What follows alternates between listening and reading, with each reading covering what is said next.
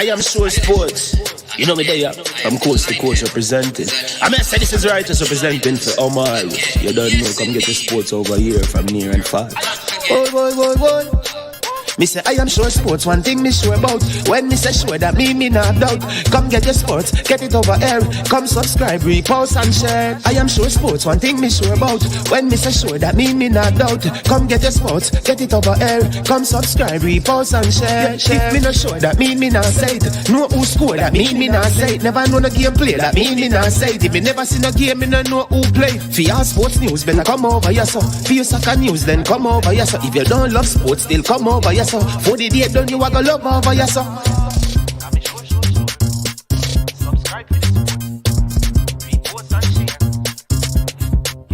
So when it comes on to behavior concerning football, Jamaica is decent.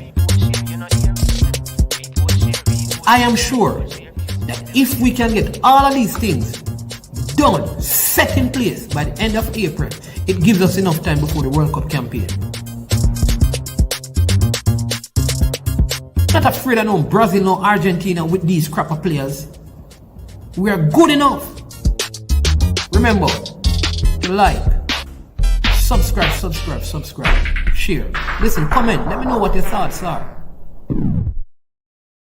Tricknick Jerk Marinade gives your meats and vegetables authentic Jamaican jerk flavor. The spices are directly from Jamaica. Spices like jerk seasoning, allspice, Scotch bonnet pepper, fresh scallions, thyme, ginger, and garlic. The key ingredients to a great jerk marinade. 0% sugar and low in sodium.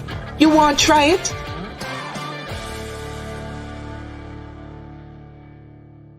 Made up of 18 Jamaican herbs and spices, add delicious, bold flavor to your next grilling experience. Flavoring sauce, a marinade, basting, condiment, or topping. Tricknick Jerk Barbecue Sauce.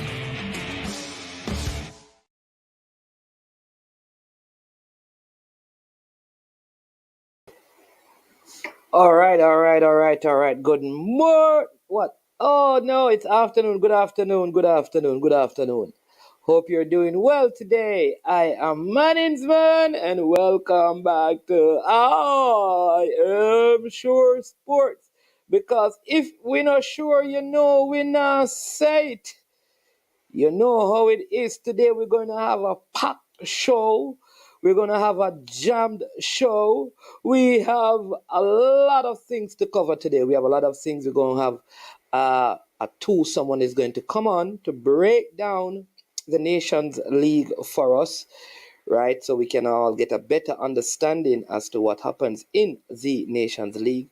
We're going to talk about some reggae girls, the U-20 reggae girls who have their tournament coming up, their qualifying tournament coming up in the month of April under new coach, Hugh Bradford. There will be some new addition there as well. We're going to try to see if we can get in touch with Lee Croft Letman down there in Montego Bay to give us some update on what is happening in a U-17 competition in the parish. That's a step in the right direction. We also will be hearing from Michael Tullo. Michael Tullo is the person responsible for the football competition or the football game and party that will be held at Draxall on the 8th of April. Lots of former national players will be there playing. All right. We're going to hear from him. We're going to cover some ISSA champs as well, and we're going to give you some update on the Jamaica Premier League, right? As you know, games were played, the Monday night fixtures were played, and we're going to give you the scores from all of that. On today's show as well, we will have in the last hour we'll have an hour of speed power when Rudolph Speed will be on to share some stuff about the game that Jamaica recently played in Mexico. But not only that, you will be afforded the opportunity to ask him questions and dialogue with him. So it will be a very, very good one today. So stick and stay with us. Share your thoughts as usual. And big up to all of you. You understand me? Always want to big up all the subscribers of I Am Sure Sports, all the persons who are on the platform right now. Big up to you, all our moderators. Lots of big up to you all. Respect, time, and time again must be shown to you. All right, let's see who is on already. Brian Myton is here saying, what a go on. The Ultra Boss himself, you understand me, is here. Show up upon them, asking, yeah, man. I want to say fast and late. The man a shout already at the show that he will get going yet. White champs are doing at the ball game. Big up KW Media. You don't know, you know. We have to deal with some ISSA champ. You understand me? Because we have such success in track and field, we have to give some coverage to that.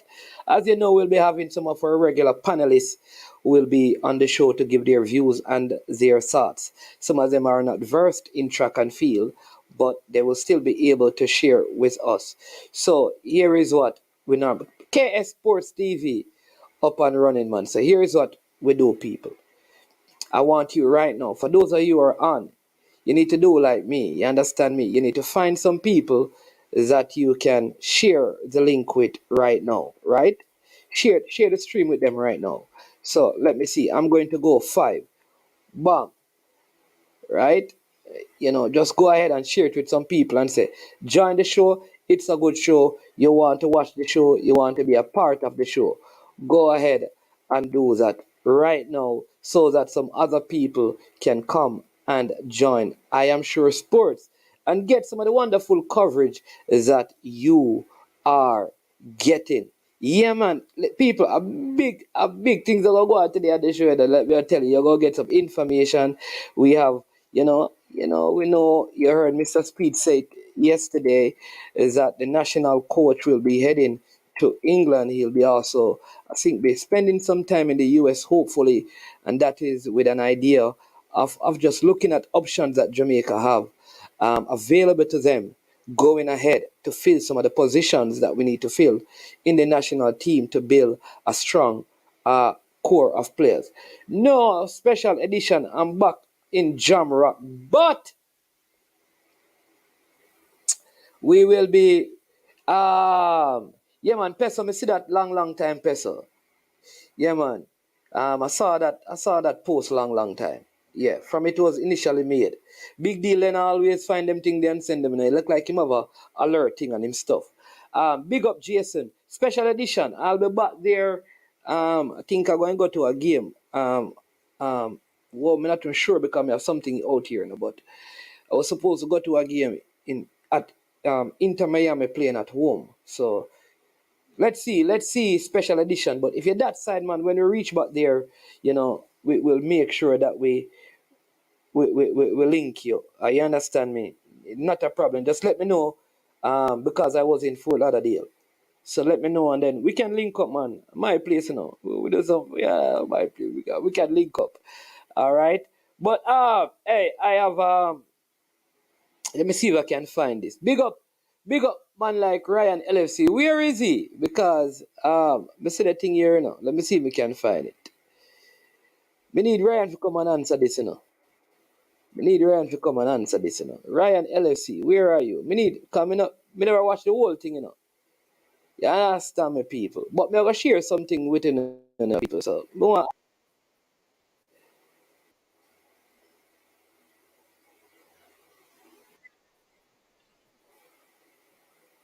people, we're right. Ryan, come answer this for me there. How we at? How we at call? What? Yo, Ryan LFC. People tell me. Hold on. When I hear that, people, when I hear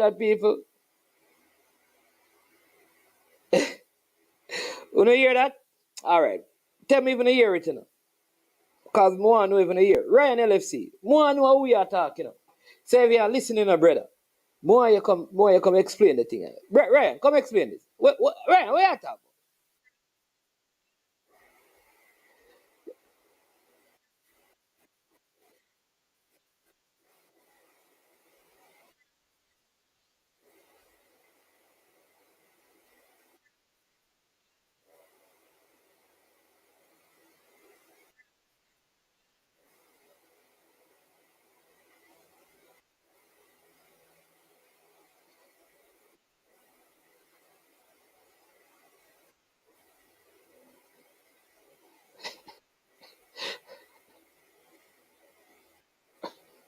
Yo, Roach.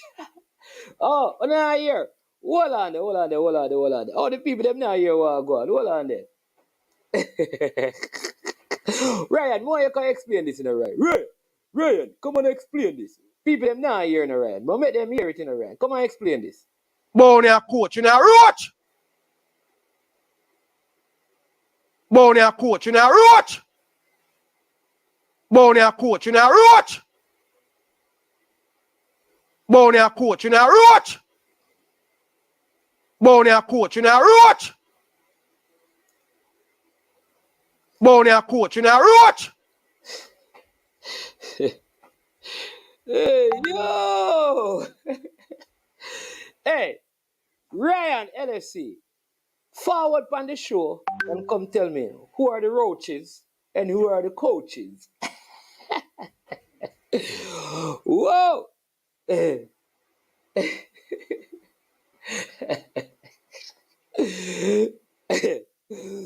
Ryan LFC, me need you on the show today, bro, to come and explain this to me. You understand me? Who are the people? Oh,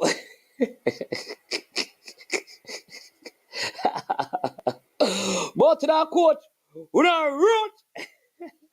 Ryan, our roach, people, our roach, our Ryan really a call roach. How is big man Ryan really a call roach? Ryan LSC, how you really a call roach? Ryan LSC, if you call the big man them roach, bro. Eh? Ryan LFC. They ever call the big man them roach Ryan LFC. Hold on there. Ryan LFC. Hey Ryan. Ryan, what kind of thing that you are going to do? Hold on there, because we say the full thing nice, you know. Let's see if we can find the full thing, you know. People, we understand. We just call out Ryan LFC because we want to hear what go on, then we're going to get into the meat of the matter because we have a lot of things. Keep it in the like button, man. We're going to get to that. But we need to figure out what go on here with Ryan. You know. Ryan, what go on?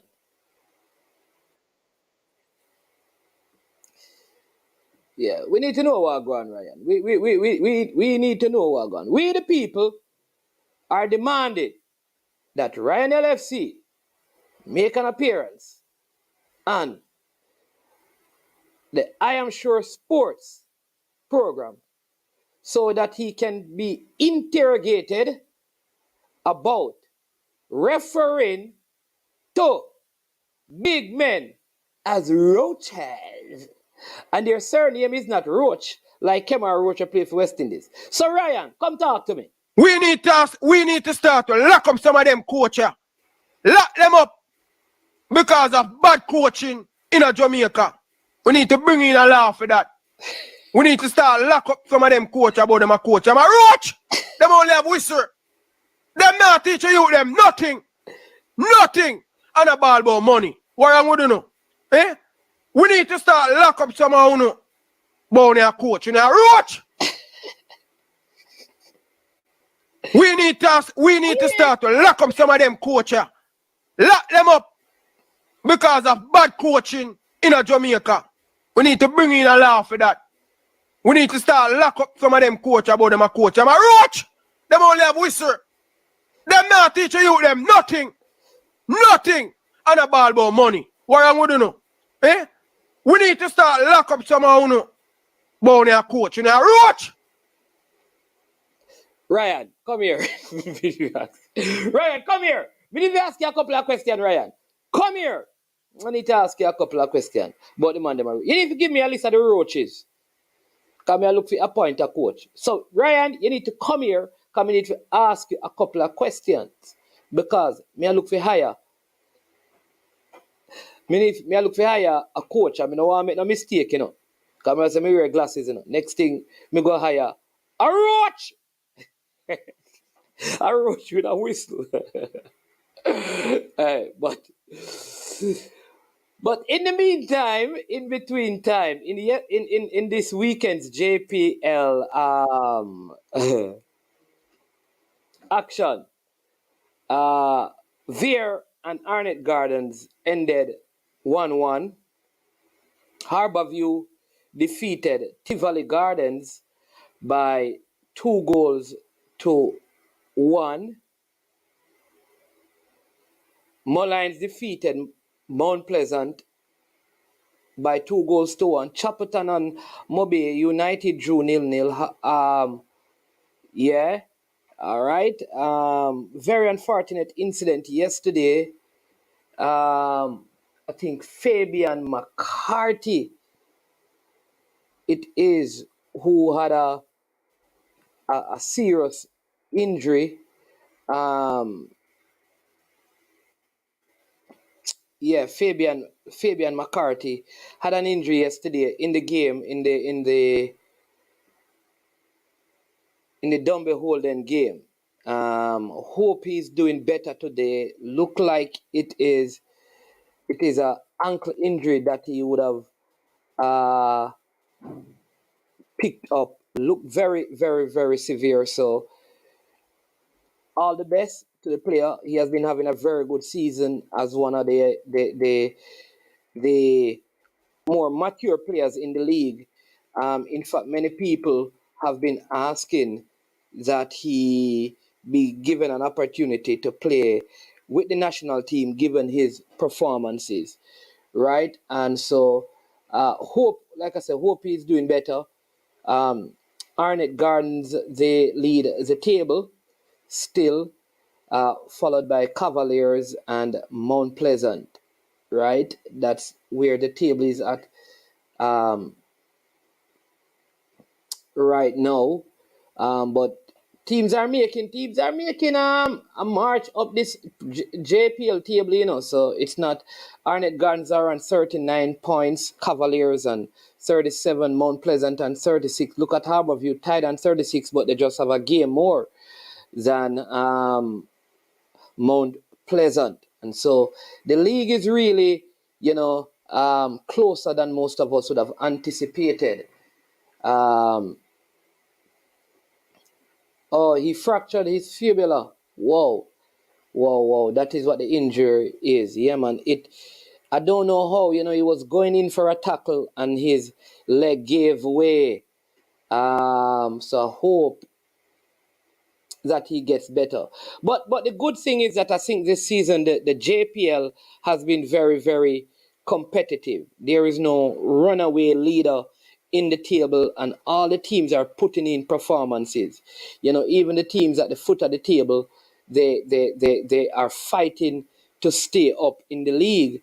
Chapelton Maroons. If Chapelton Maroons had not lost those 6 points, they would not be at the foot of the table. They would only be 2 points behind Veer and 5 points behind Tivoli, right? And they have lost points, and they are not far, like I said, behind Falkland, and they still have an opportunity if they can win probably a next 5 of their games and get 15 points.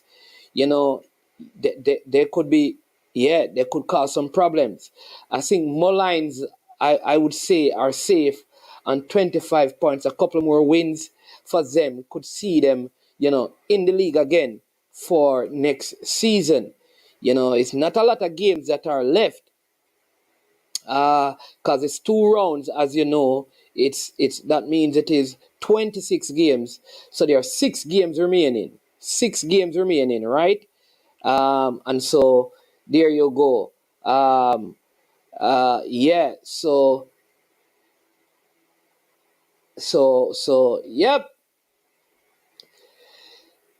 Yeah, I don't know what is happening in Mount Pleasant. I think they're still making a lot of changes to their formation, a lot of changes to player personnel.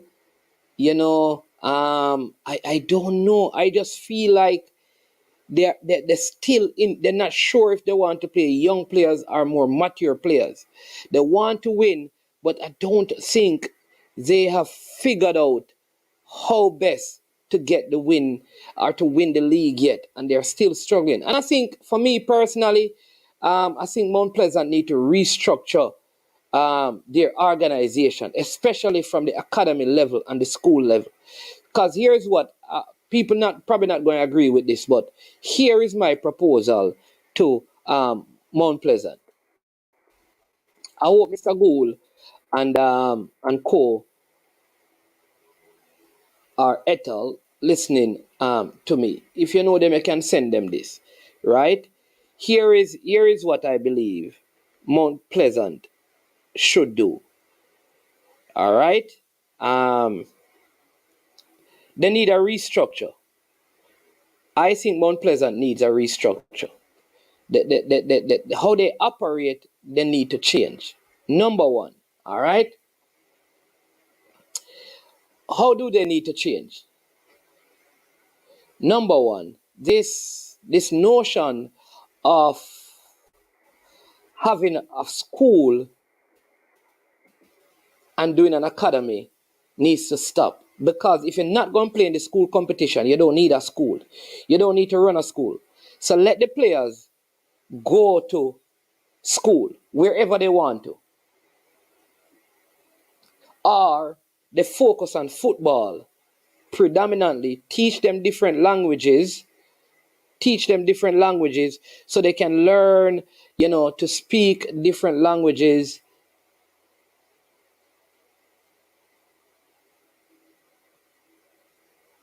Right? Yeah. So, bam, do that. They're learning different languages. So if they go to France, they can speak the language. Begin to take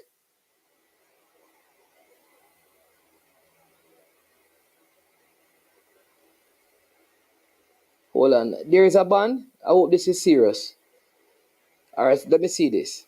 I am sure Spurs, please be informed of a recent CONCACAF ruling. Alex Reed of West Palm Beach, Florida, has been banned from Reggae Boys YouTube for 10 matches after saying, may have...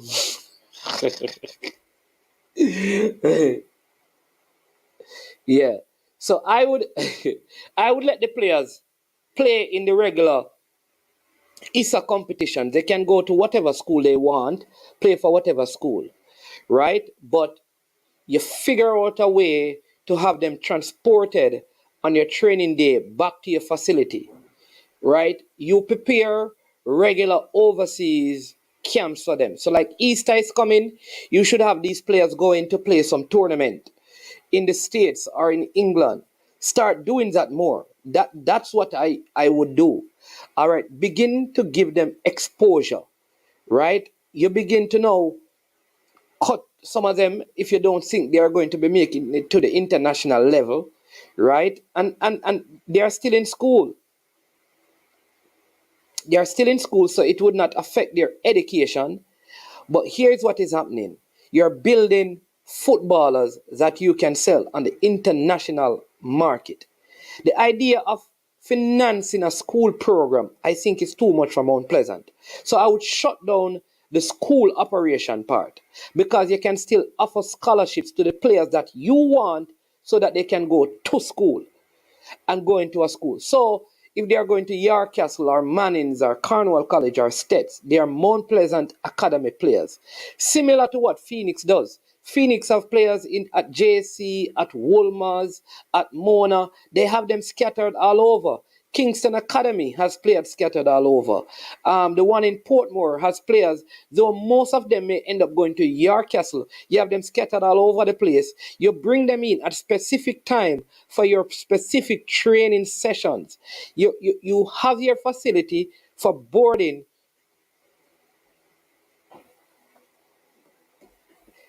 right? You have your facility for boarding, so you can even bring in like international clubs and play tournaments. The challenge you're having, right, is that, for example, Jamani Bell is a good example. He's a Phoenix player that plays at Wolmer's. I don't think when he plays in Phoenix, he's less quality because he plays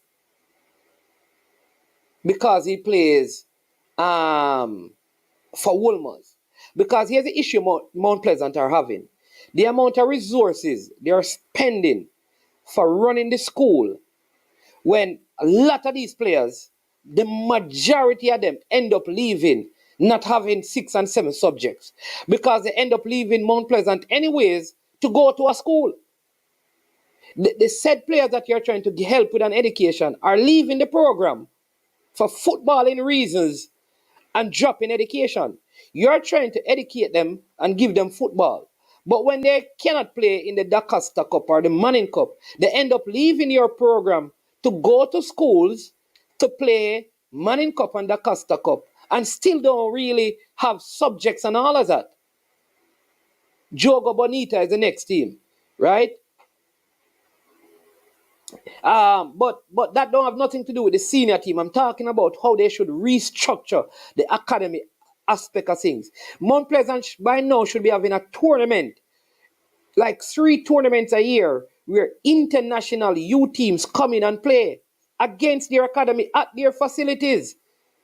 But let's hear what Brian has to say. Brian, big up yourself. Welcome to the show. I know you have been waiting to get on the show to talk to me about how Mullines defeated Mount Pleasant over the weekend. But what do you think about my ideas? Yeah, good afternoon, Mannings. Good afternoon to the persons in the comments and those who will watch it on the rebroadcast.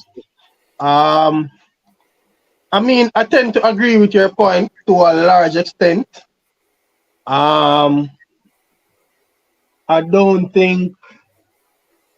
think the idea of having the school is not a bad idea. I just think that though there needs to be a greater emphasis on the development of the players in terms of from a footballing perspective. I think though if they were to go to a next school, then I don't know. Maybe they can. So what I think can happen is, maybe they can have the players on like an academy scholarship or an academy contract. Because what tends to happen a lot of times though, is when the players leave and go to other schools. Sometimes, given our context and thing, it is a lot easier for people to lure them away, I guess. So maybe you want to have them close by where you can, monitor them a little bit better.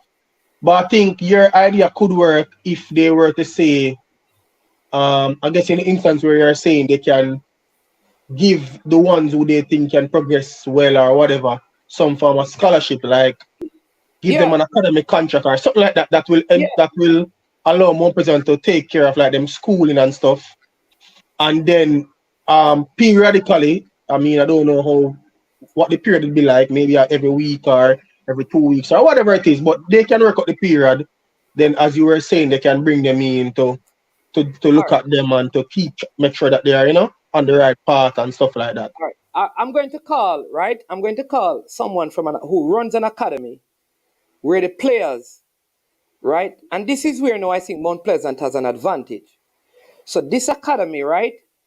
The players still play high school football in the States. But they dominate their region because a lot of them go to play in the same academy. So they leave school and training start like 6 o'clock in the evening at their academy. So they are the stars in their competition. Same thing with, because you have middle school, you have junior high. All of these players are a part of the academy. They play on the academy teams on the weekend. The school competition is kept at a different point. So they still represent their high school or their middle school, but they are academy. They are a part of the academy. So most times they don't train even with their high school per se.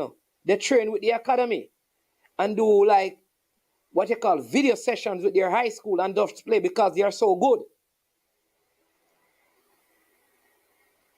Yeah, but like I said in the mornings, I mean, it would have to come down to everybody involved having some sort of partnership because, we in Jamaica, we have a lot of ego and stuff, so.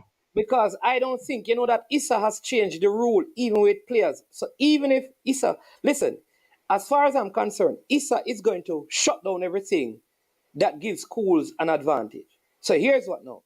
You see what JC did last year with the players from overseas? You know that they have put in a new rule where that cannot happen again. So whether you come from Jamaica, from a school in Jamaica, in the Caribbean, in Europe, you have to sit out a year. Still, at any stage. Unless you're going to sit from an ISSA member school.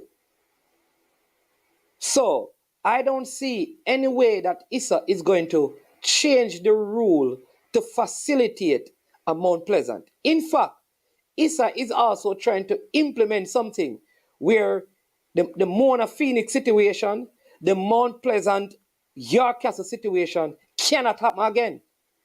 So it is possible that the players from Mount Pleasant Academy cannot fill out the York Castle team, and from Phoenix Academy cannot fill out the Mona team. Okay. So that would mean that come next season, they may not be even able to play in any sort of schoolboy football.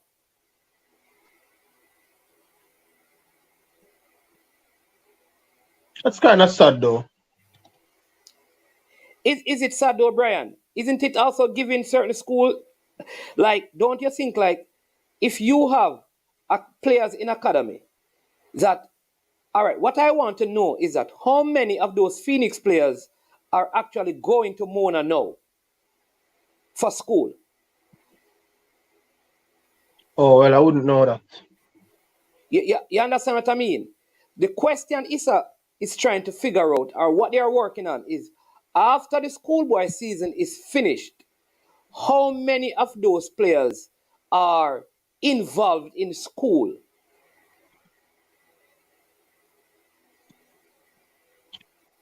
Well, well,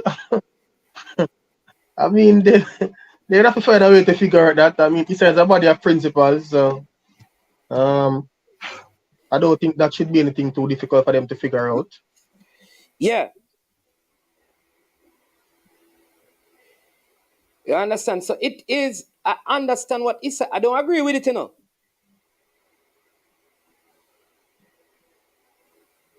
I don't agree with it. But what they don't want, I think, is for academies to fill spaces in schools for the purpose of sport. I think that's a fair point too, because ISSA will tell you that their main purpose is for students to go to school, and playing sports stuff is some form of extracurricular activity, which is what they classify it as either way. So, of them point in a sense, I guess. I'm going to get someone who is very versed in this, but it's in the States. So, I think what you alluded to do could very well work. Given our whole dynamic, I think that may work. Allow the players to play for different schools. Because even if they go to York Castle, I don't think all of them can play for York Castle anyways. So, and if it is that they're among the best players, then if you can spread them around to other schools, then it may help to develop the football in Jamaica as a whole too, because better players will also help other players to get better too. So, yeah. And why would the other thing is that why would the players need to, if every evening you're training with your academy, do you really need to train with your high school? If we believe that the academies are providing better footballing development. Manins, that not gonna work in an Ironman, brother. Why? Them have to train them school. Them not play. Because I'm telling about the ego, brother. Them not in an Ironman. You really believe that there are coaches in Jamaica that if the players are training at Mount Pleasant every day, as an example, and say the player plays some Mannings, but he has to come to train at Mount Pleasant, as an example, in the evenings, all right? You think that Mannings will say you cannot play because you only came to the video session about game plan? They will not play as much. Mannings are Ironman, this, you know. Like you don't understand. Really? We cannot be so backward, man. Well, we'll see. Unseen, what? Unseen, welcome to the show. This one is one there. What go? Yeah, what do you think about the discussion that we're having? You know, we never hear it always because when they go collect something a while ago, somebody kind of come off. But Okay, the topic okay. now, the topic, you know, means that we want to jump on it. When I reach the champs thing, we can go up on that and also. Okay, J- okay, all right. we You can want ask some the questions. JPL and the champs thing. All right, Ketarak, you have the link already. All right. All right. So let me see if we can get. All right, let's get to Ketarak when he come on. Once he comes on, we're gonna go back to this. Talk to me about the. Let me see if we can call this person and get them on the show right now and ask them how it works in their jurisdiction.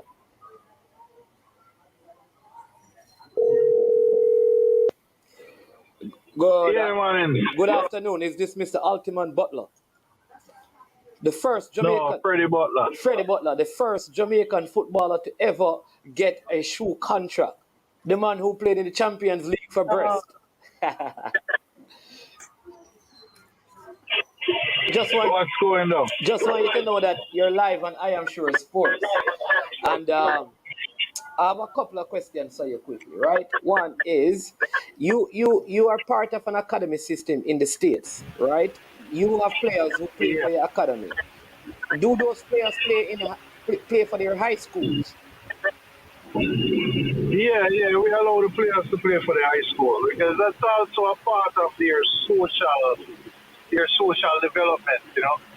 So we don't really deny the players the opportunity for playing for high school. Okay, so how does it work? Do they train with their high schools?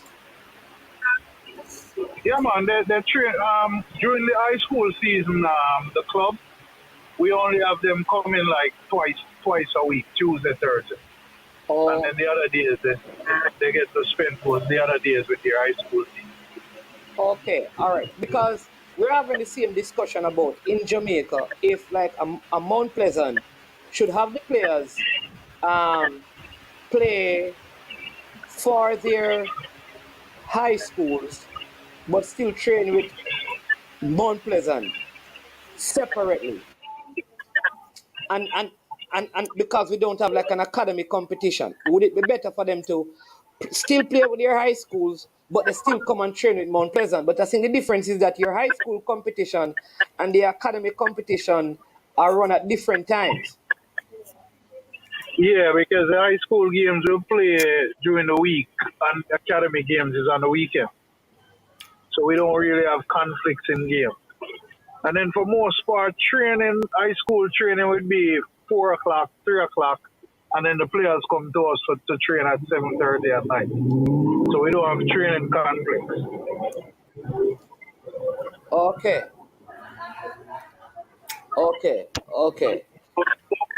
We don't deny them because playing high school for the players are more games and more touches on the ball. And then, you know, a few of them might not play in college or might not become professional. So you don't want to deny them that social aspect of their development to be a part of that. High school is like an extracurricular activity for the players. Okay. I don't want to deny someone that. Okay. Do the players, right? Because the other concern that some are having is that the players will, when they play in their high school system, it will mess them up when they come to play for the academy. Yeah, some of the players you might have that, but then good players adapt, right? So the players have to learn how to adapt to the different formation and the different system that they play. So that's also a part of their development that they have to know to adapt. Okay. Yeah, but mine's. Yeah. Yeah, but what may I say is, you see the difficulty we may have in Jamaica that Coach Butler may not be experienced to overseas in America is that it is highly likely that the level of qualification or certification between coaches who coach at the high school and at academies may not be so far apart. Okay, you hear that, coach? That makes some sense. But it depends on in what high school, because some high schools have a gym teacher who is the soccer coach, the football coach, and some might have a qualified coach. So it depends on the high school that you go, you know. But that makes kind of sense what he just said. Okay, and then you don't have all the players in one high school. They're scattered in different high schools. Yeah, they're scattered in different high schools, which makes it good sometimes for training session, because the players get to banter with each other and them talk about games. Even we ourselves sometimes go and watch a game if we have players playing against each other in the high school. So we'll go and check out a game and watch them play. Okay, all right. And then the final question is this: do the middle school have a competition, or is just for the senior high? Can you have Yeah, middle they have school, middle junior? school. Yeah. They have middle school. So you have the middle school, you have the junior varsity, and you have the varsity. Okay. So within the school, you have it would be like a reserve league game for the younger players.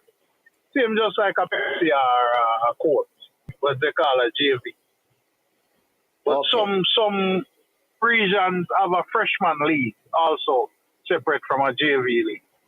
Okay. So there are occasions when your teams could actually play, your players could play a game and still have training in the evening. Yeah, man, they want to come and train and them don't play them game. So them probably play a game 4 o'clock and them still have to come and train in 7:30. Okay. All right. But again, the training, we have to consider the workload with the training, because then few of them might have a game and few of them might not have a game. Some might have a game, some might have a training session. So sometimes with like our under 18s, under 17, the training gets a little bit tricky. Like you were here the other day and you realized that the under 18 team didn't train that Wednesday night. Yeah. The reason why they didn't train Wednesday night, because they're high school players. So usually we only have them come in Tuesday, Thursday, play on the weekend, and then them deal with the high school stuff during the week. So they're not really overload, So we kind of take some of the load off them. Okay, I think we should look at doing that in our academy system. Listen, we also had some conversation about that U-20 team that you were a part of, right? And I didn't realize, like you told me, that there's an echo in the phone, so I don't know why. But that U-20 team, that U-20 team had so many players who went pro. All right, can you give how many of the players you remember from that U-20 team that you're in charge? All right. The U-20, the goalkeeper that kept against Mexico the other night, he was on the team. Jamali Wade. Shamar Nicholson was on the team. The right back was on the team. Javian Brown. So we had 3 players here. 3 of the players that was on the team on Sunday. Was Kevin Lambert on it? Kevin Lambert was on that team. What's the other guy? Maggie was on that team. Talbot was on that team. Joe, what's Joe's last name? Joe, who's playing for Orlando City right now, he's on that team. Joe Desert. Professional. Joe Desert. Yeah, Joe Lizard. Yeah, exactly. That's him. He was on that team. We had the striker. What's his name? We have quite a few of them that but JK. Peter Lee Vasso was on that team. Okay. Dushian Beckford was on that team. How many other pros we have on that team? Talbot was on that team. L.A. Lewis was on the team? No, man. LA older than them, man. No. LA would have played with JC Wright and Alva Spowell. Alex Marshall was on that team? Alex Marshall was on that team. Who else has another professional? Neville Morgan. Okay, Neville Morgan. Okay. Junior Fleming. Bibi tell me about another. No, he was older. Bibi telling me about another one, Can't remember him. Okay. I drive money. So, but yeah, we have quite a few of somebody them said Fitzroy turn out to Cummins. become pros. They said Fitzroy Cummins. Huh? Fitzroy Cummins. Cummins, yeah, Fitzroy Cummins was on that team, yeah. Whoa. Lambert on that team, Maggie on that team, Yeah, we went through those him. Whoa, that team. Bowser on that team. Whoa. So who played striker Trying with to remember Bowser? all the players. Was it Cameron Lacey?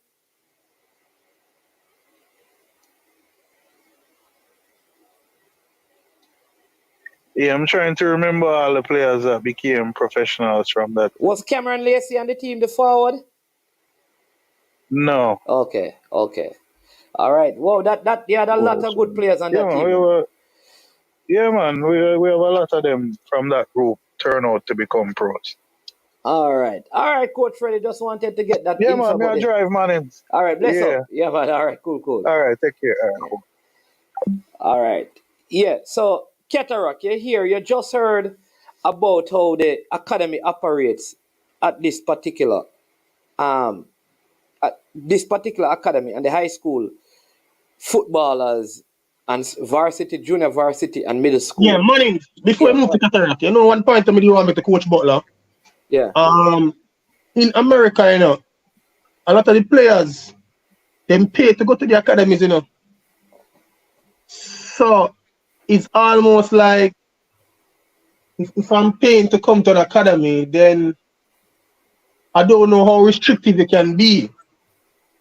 If you get what me I say, while in Jamaica, most of the players them go to the academies for free, you know, or they might get scholarship or something, you know. But a lot of the players in America, them pay to go to those academies. Yeah, that is true. So they may have a little more room to work with, or the owners may want to be a little bit more flexible in terms of, you know, them development and stuff like that. So that's a variable we probably could consider as well. Yeah. All right, Cataract, what say you on the matter? Yeah, sir, my name's. Yeah. Morning. Morning. Yeah, man. This is such an important topic, you see, because it doesn't only affect football and sports, but I think that our school system and education system need to be more forward-thinking, visionary, and think outside the box. Otherwise, that's how we end up with a whole line of man a run down beryllium truck and a bus out 96 spent shell. You cannot take away, in my opinion, what is a God-given talent from a young man and try to force him into a pigeonhole that you say that this is the one way that things must go. There's no one way to development. You have in the United States, you have child stars who were in acting, in music, etc. And the same for music. We lose a lot of young men who have musical talent, and because the school doesn't embrace or find a way to incorporate in the school system, they end up outside. So for me, I think Mount Pleasant is going through a blip, but their model is I admire it a lot, and I think that is a way forward. And what reason I believe why ISSA is opposed to it is nothing to do with academics. It's because it threatens to upset the apple cart, and non-traditional schools will possibly rise to ascendancy vis-a-vis the old guard, or the ones that are headed by and funded by large, powerful old boys associations. For me, the academy can associate itself with a school, and those players can attend to that school and further education, which for me, partnerships, we talk about public-private partnerships. That's what the government of Jamaica is pushing for many things, including building roads. So why not for building footballers, right? This is in line with stated government policy that public institutions must seek private partnerships in order to further their objectives. That's number 2. Number 3 is that if a school is taking advantage of the system, meaning the players only come during competition time or season time, right? And you have the evidence, you simply deduct points like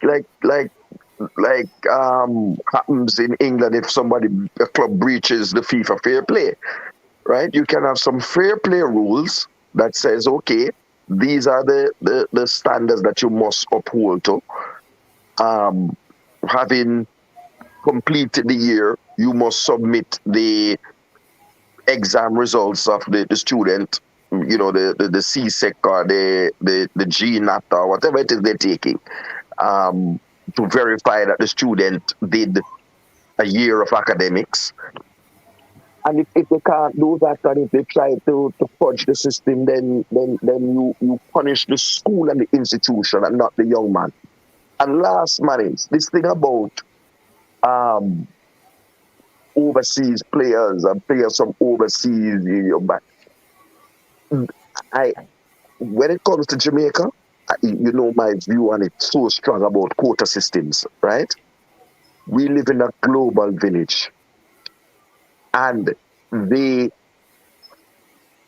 opportunities of education in Jamaica, having a robust education system and a robust sporting system, including track and field, and football and so on. We should be welcoming elite talent to come and develop and rub shoulders with our players and our students. Because it's not only sports, if they're in the classroom, they learn about other cultures, a broader mind perspective. It develops a more rounded individual. So I violently oppose any sort of restriction or ban on inviting students from Guyana, Trinidad, St. Lucia, Cayman Island. It is reverse brain drain. You get what I'm saying? It's reverse brain drain in terms of bringing talent into our space, and by virtue of having that talent there, you have some knowledge exchange and you have development for our young Jamaicans. Open your eyes and see, because right now it's the principals who don't really look good in the light enough. Because now my sister is a teacher, she can't get that pay, right? I'm fooling the thing. All right, good. All right. I know Cataract said violently, but I think he meant vehemently. Meaning passionate. Vehemently. Yes. Thank you so much. Thank you, sir. All right. We're going to hear from Unseen KW Media. I'd love for you to, if you could call in, don't want to put you under any pressure, and speak about, because what he's saying is that there's a difference with academy soccer and travel soccer. And he's saying that what Coach Freddie Butler was speaking to was travel soccer. But I know it's an academy, but he's saying it is travel soccer because when it comes on to academy soccer, there is no pay in the USA. It is free, and the top talent don't play in high school. But I think that recently, that has not always been the module that they use in the US. So I'd love for you to call in and further explain that. But Unseen, we have a caller, but Unseen, you go ahead, you had your hand up. Go ahead, Unseen. Yeah, so I wanted to correct Cataract on something you said about the academy and the reason why ISSA is not really not ISSA. It is that Mount Pleasant at first did not go to the Ministry of Education and say, hey, you have to be a part of their system, all right? So you have to give them at least 30 to 50%. They have to be sending students to your school, Cataract. And Mount Pleasant don't take anybody from primary school and go and get their students in. So that is one of the reasons why. I don't know why I'm not hearing you clearly. I don't know why I'm not hearing you Yeah, you're all your breaking up a little. sentences But clearly. what he's saying, Cataract, is that initially what ISSA said to Mount Pleasant is that you can play, but here is how it works. In our schooling system, your school must be opened to us sending other students there other than the students that you go and recruit. You can Right. recruit, but we must get a quota of students coming Send. into your academy. So Right. But that is not true. For example, I can think of Liberty High School on Hope Road. I can't remember what its name used to be before. Heidel, Um, no man, Liberty Academy, right on Hope Road. It used to but have another they're name. not in an ISSA competition. No, yes they are. Which one? No. Which one? I soon tell you the name of this. I soon Google the name of the school. It's a long-standing private school. As a matter of fact, the government has to pay. They're right beside Police Officers Club. Yes, the government has to. I think Kimani Robinson, if I'm not mistaken, used to attend that school before he moved No to man, Campion. Kimani used. Before he moved to Campion, Okay. right? The name going to come to me, man. Is as a well-known name. But what I'm saying is the government has to actually pay them a subvention for each student that attends there, right? And I'm saying there are different models that can work. So let us find the model that works best. Priory group of schools. Priory. And Priory used to take part in champs and everything, right? But it's a private institution. If the government has an overspillage, Wasn't Priory that changed to Heidel, man? No. Change to Liberty. Okay, but we have a call online, so just hold on a minute. Caller, welcome to the show. Good afternoon. Yeah, how you doing, man? I'm doing well, man. Yes. You're actually breaking up. Come on, man. You can't be waiting so long and breaking up, man. Come on, man. Can you hear me better now? Loud and clear. There you go. That's it, man. All right. I did have a son in an elite academy. As a matter of fact, the Chicago Fire, right? How they do it here, right? When you are all right, the academy have different levels, right? Yes. So you might have a U-18. The U-18 might have up to even 17. But the top team at the U-18 level, you cannot play for your high school. Period. So the thing what Butler described, it's a travel soccer. It's not a real top academy. Like his club wouldn't play against like LAFC or New York Red Bull. You understand? He probably will just play locally in his region. But as far as the thing in Jamaica, high school soccer is respected. In America, it is not respected.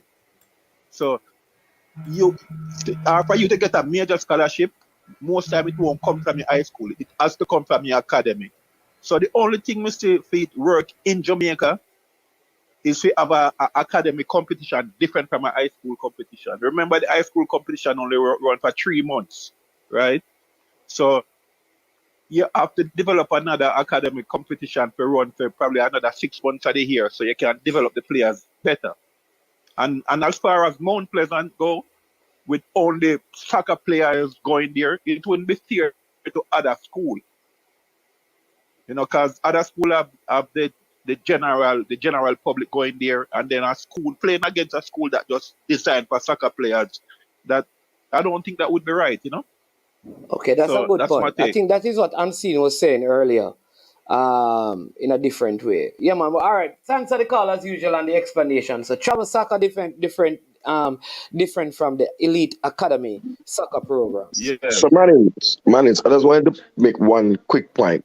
All right, thanks for the call. About England. England. Right.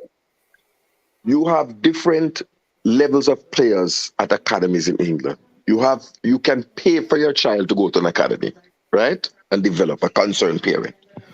But at the top level team, the one that you see playing in the PL2 or the PL18, those players are what you call they have first year scholars, second year scholars, and then you sign your pro contract when you're 17, 18, right? Because you still would be in school maybe at sixth form level, right? Or some players depend on their academic development should be taking GCE, right? Now, at that level, when you become a first year scholar, a second year scholar, or you sign your pro papers, Yeah. right? But let's just take the scholars. There are insurance issues because each player that is there, you have to take out an insurance contract or insurance policy, sorry, for that player. That would cover their career in terms of injury on the game, injuries off the field, because you are making an investment in their development and hoping to get a return on that investment when they become pro. You either sell them on, loan them out, or they score the winning goal and you win the FA Cup, right? So they are not allowed. Scholars are not allowed to play for their school. However, you may have children who are just coming in the academy, who are not on scholarship, who go and represent the school district, meaning they play for like Birmingham Council versus Wolverhampton. But that is just to get them more football. But you would not find, for example, Joe Bellingham, who is 16. You not find Joe Bellingham going and kick ball for a grammar school. That doesn't happen. And as the caller said in the United States, if you are any good, you're not playing for your school. You are attached and training with an elite club being developed by a pro licensed which is where we need Mr. Speed to activate some things right now, which is to initiate an academic competition so that our elite players at under 15 and under 17 are not playing high school football. You don't play high school. Or if you do, I don't mind the model. For example, where Mr. Butler was the coach at Mona, and his players make up the team, and other students are there, no doubt benefiting from his expertise, or the arrangement that Mount Pleasant has with York Castle or Joe Bonita has with Clarendon College. I don't mind those things because we have to be innovative. Otherwise, the same teams will keep winning over and over again. And who says that is any less right than what Jamaica College and St. George's College, Kingston College usually do, which is go around the country and cream off the best talent and bring them to the school under the guise of an education, but it's really to build a like a football club. So there's no real harm in that, right? There's no real harm in that. If you see the development of the young man or young woman, right? Because we have to remember sports is gender balanced, and that the number one priority should be the development of the child. Yeah. All right, let's Mr. Speed is here. He would have heard some of this. He's really here for the hour of speed power. That is the latter end of the show. I know we have not touched the champs issue, but I want to give you an opportunity, Mr. Speed, to speak on this matter. Don't know how much of it you have heard. We heard from Coach Freddie Butler that at his academy, the players still play high school. They come into training at 7 o'clock, right? In the evening, even on days when they have games, they still train with their academy and play on the weekends. So the thing is, should like Mount Pleasant be allowed to play in an ISSA competition, or if they have elite talent, there should be an academic competition where the elite players from Mount Pleasant don't have to play in schoolboy football because there's a ongoing academy league, but the ones that are not so good to make the team can still be assigned to schools and play in their schools but still train with the academy. How best can we facilitate our academies still, follow the rules of schoolboy football and give the players as much time to play as possible, or as many touches and games as possible? Right. So one of the things that we have to try and do in life is to work with systems that is in place already. Because if you try to just open all of those systems, you're going to get yourself in a serious trouble.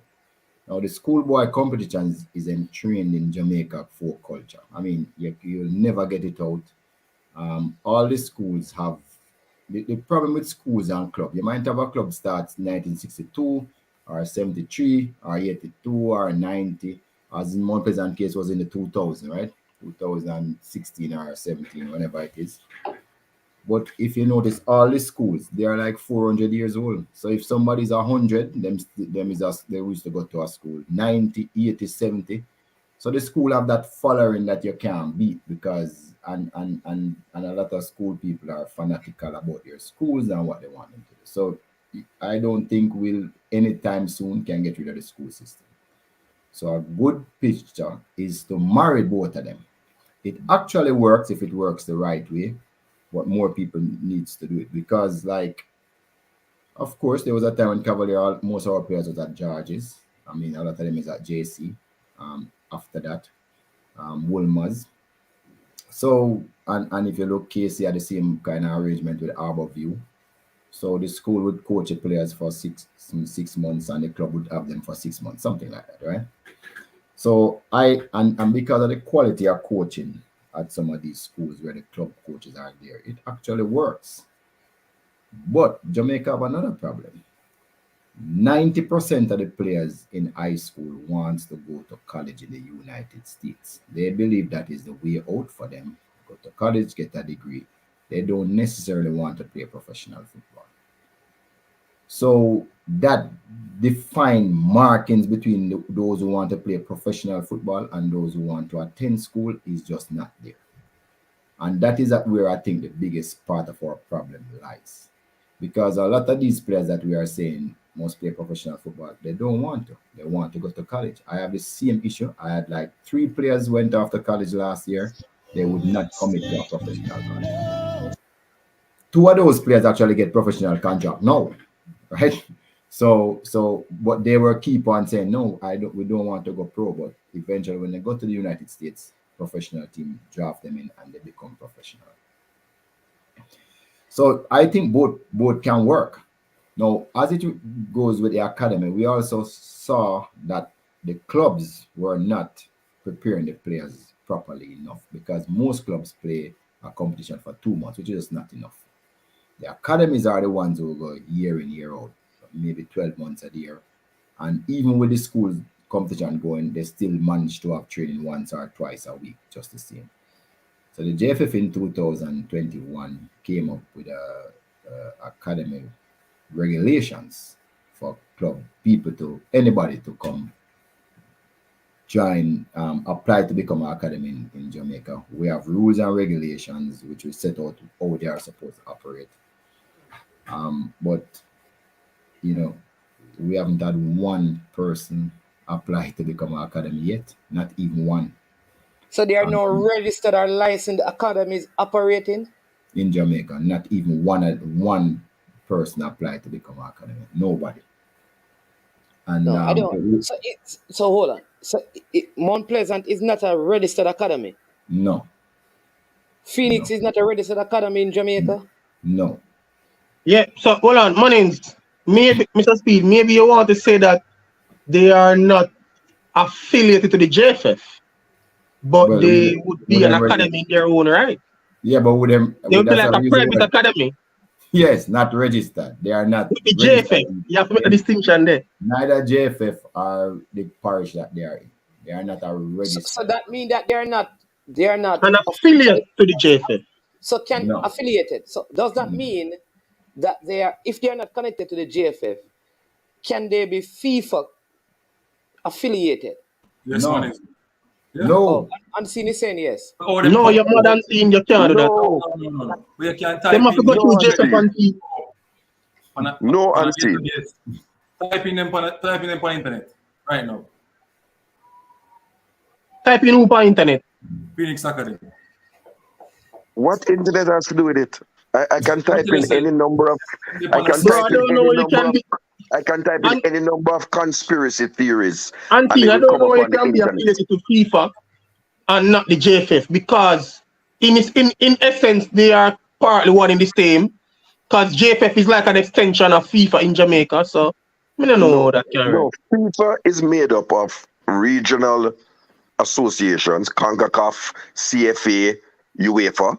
Those are made up of country FAs, which is JFF, the English FA, Brazil, and that FA is made up of clubs who are registered with them. So I don't know how that because we have to give factual things on the program, whether we like JFF or not.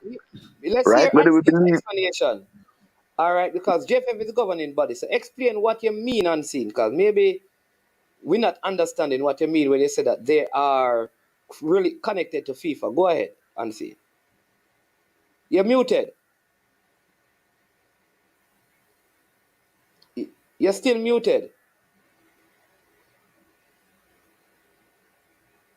You're still muted.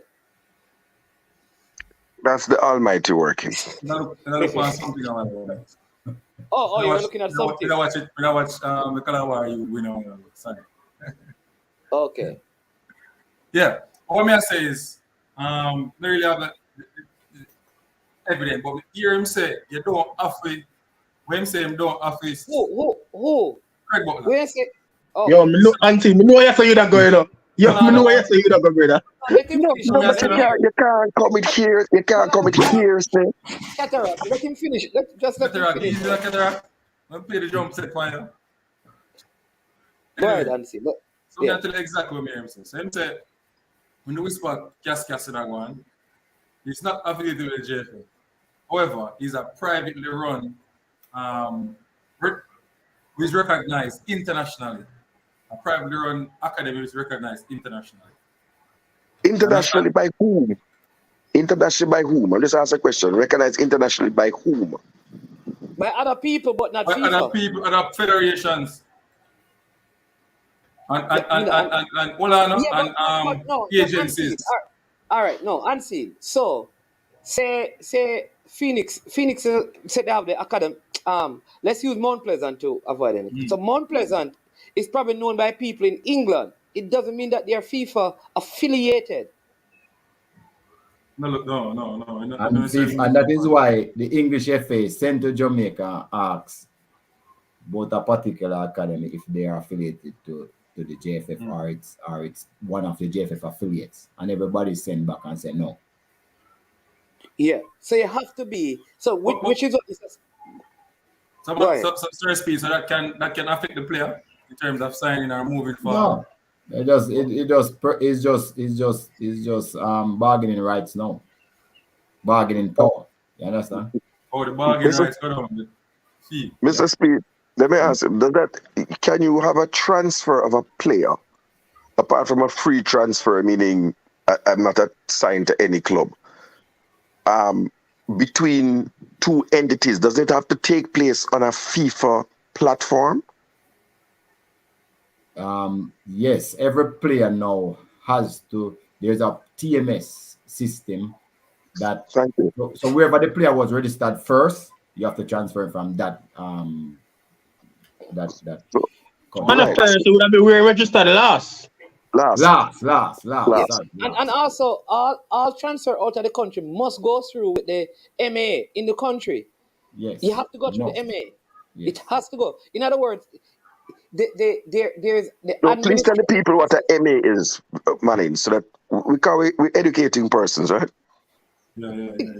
Let's call the MA the Jeff. Let me say, all right. It's a member association. That's what it means. Member association. Member association. But then you say MA, then could I say MA of FIFA, but it's a member association of FIFA. Member. So the MA, Jamaica is a member association. So if a player from Jamaica is leaving, it must go through the administrative arm of the MA to be approved. Yes. It doesn't mean that things right. Never know. Never know what. Mean what? Never know what. Then every day, man. Somebody type it, man. Somebody type it. Type what? Nobody don't type MA in there. No, somebody man never know. Oh no, man. I know that every day. Andre Fortin and I, we always talk about the MA. Yes, so Manning. So what would happen now? Is when the club, they call it now, when the particular club are going to request the player international clearance now, then Yeah, here you go. then the JFF now would have to provide, I think it's a player passport. There So you that go. would have shown all of the clubs and the player would have either play for or register for and There thing. you go. And then And it them can is work so out them serious business. now, Mighty, that if we make a mistake, there's a fine. FIFA don't joke with them systems here. It's a But big this is so fine. funny because you know what is so funny? The Jamaican player on the female side, Swaby, just had her whole contract situation messed up because she was supposed to move from Angel City FC, I think the name is, to PSG, and somehow the club filled out the wrong passport information, and now she has to be sitting out for the entire season because she Oh, can't go back to the. that's a big breach, If them find Yeah, out, that's a big breach. yeah, but it's out in the media. Yeah, but the club the wrong passport information, so she can't play. So the transfer was not done. But we have a caller online. Welcome to the show, caller. What say you on the matter that we're discussing? Yeah, man, it's bless up to you and the panelists as well. Yeah. So just to make a quick point, just to kind of agree with what Kataraka and Mr. Speed said. So so in some instances you have to really understand the systems that are already in place. Right? And so what I think the best option is to have some of these academies partner with some of the schools to integrate them within the ISSA run competition, right, as well as to operate as an academy independently.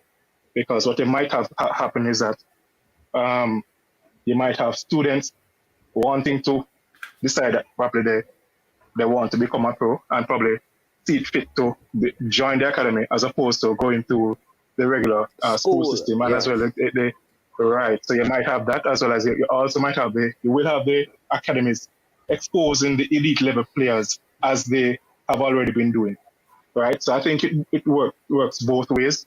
Right. So as opposed to having a separately run competition for the academies at this point in time, we have to understand the systems that are already in place and to kind of, work with it. So I think the best option right now is to have these academies find schools that they can partner with to have them still operate within ISSA run competitions as well as to continue their development of their players. Right. I think at this point in time, that to me is the more suitable option or the readily accessible option at this point in time. All right. Thanks for the call, sir. Right. Really, man. Very valid point. Thank you so much, as usual. Yeah, man. No problem. No problem. All right. Michael, do JFF have an academy? No, and the JFF doesn't want to have an academy. Yeah. What the JFF want to use is regulations to have good academies in Jamaica. When we checked, I think we have more academies in Jamaica than clubs now since the pandemic. There is more academies in Jamaica than clubs, which by itself is not a bad thing, because you need a wide arm for development, and then the showpiece could be less. But what we want to do is to have, we really have 4 categories of academies, A, B, C, and D in the regulations. So we want to have academic competitions in the different categories. The last time we checked though, but it could be end up that you just have one academic competition depending on how many are willing to apply, or for A and B, and then for C and D. But no, we're going to get there slowly, too slow. So I might have to call Peter Gould as soon as I've come off this call, or Paul Christian, tell him to register, And Yeah. Cavalier people are going to tell him to register, so we have 2 academies. So Cavalier don't have an academy either. Registered academy. No, nobody. Okay. All right. Go ahead, Unseen. Man, is hearing me? I'm a mute. Yeah, man, you were wagging your fingers, so we didn't hear you. We saw you. So, we have 2 things. The registration for the academies, it's just become accessible, or you could have access it last time. 2021, it came into effect. So that will be some of the man them in the comment section. We have bono. Just come 2021, it come acceptable. All right, so and then in existence before. Understand me? The next question now, seriously, you were talking about one of the ampers them in terms of the players leaving high school and going to college. Soon come to you. Yeah, soon come. Huh? Yeah. Okay. Yeah. Anyway, so the question is, you said that the players leaving, I'm doing something, the players leaving and going to college, and that it mash up in terms of them going to pro, or, you know, some of them go school and do a degree and whatever, and choose a different pathway. Do you think that is because of the market? We don't really push our players to go pro. We don't have the system in place. We don't have the scouts coming. We don't have the agents coming in for these players. As you see, a lot of these top players, when they leave high school, they used to play for club, they play high school and do well, and then they don't have no other choice but to go college because of that campaign. You understand? I don't think that's the reason. So let me tell you why. No, the reason I was asking. Sorry? I was asking if we can prepare a market or a place for them to go, if it can change the mindset of them going to college. No, all right. So in track and field, we might have 6 of the fastest 10 women in the world. But in football, it's a different story. How much percentage of those players you think will make it as a pro? Just tell me, roughly. What me think still, me not be the favorite of a lot of people. I think that if we have, better people who can market the players. No, man, how much percent, regardless of how you can market, in the whole world, we have the best coaches. How much percentage of footballers actually go pro? That's all I'm asking. Maybe 20%. 2%. 20, we should be like 2 or 1. So I'm just saying that. Mr. Speed. Yeah. Mr. Speed, we really have a question your daylight program, Mr. Speed. And see, less than 1% of amateur players become full professionals in any sport whatsoever in the world. Basketball, baseball, American football, soccer, football, even track and field, tennis, track and field. How many persons from Less champs? than 1%. Of the thousands of people who perform at champs, how many go to the Olympics? You can't choose Olympics alone, man. Only part of events alone. How many perform? How many end up making Jamaica a national team? No, I learned something. So the point unseen is the point is I don't have a problem with them want to go to college because the probability that they're going to make it as a pro is so small. Everybody's looking for the backup, and so I don't have a problem with the players say, I'm going to college. I now give up my college status to go. But the point is, if you can find the ones who decided that they're going to go pro, or the ones who are likely to go pro early, and or even some of those who want to go to college who probably could make it at pro, and have a system that fine-tune them from early. So even before they catch 18, they know that a professional team is watching them. Then it's easier for them to make that decision. And that is why, to me, and I will never tell a kid to go pro. I will never tell somebody child to go pro and don't go college. Me personally will never do it. Other people might do it, but I would never do it. So the truth is their choice. Yeah, so let me answer this. Because of the choice of the guardian and parent. Yes. But him run a business. Then suppose him don't make it. Suppose him don't make it and him lose him opportunity to go to college. Suppose always not the game, man. Become a doctor or a lawyer or make a living justice. I still can't go back and turn lawyer, man. Unseen. Hold on. Let me just answer a couple of things because someone was asking why the JFF don't have an academy. What I want to be clear, are you talking about an academy facility or players in an academy? Because there's two different things. None of the footballing nations have an academy, a running academy with players. What they have? I must correct you though. There's one. France has one. No. France don't have. No. The French players. Me just check it out, bro. We can present it to you. The players, the under 20 players are not in the academy at France. And under 20 is not academy level. Yeah. Academy is under 18 players. The under 18 players are not in the academy. Academy is on the 9, on the 11, on the 13, on the 15, All right. up So to hold on. on the Hold on. 17. You have proof that France have under No, 9 and under 15. I'm saying that they don't. What and they I'm do. going to say to you, All I'm going right. to tell you what I know. In England, every week that God put on the planet, there are players called from their academy. Exactly. So that is the point I'm going to make.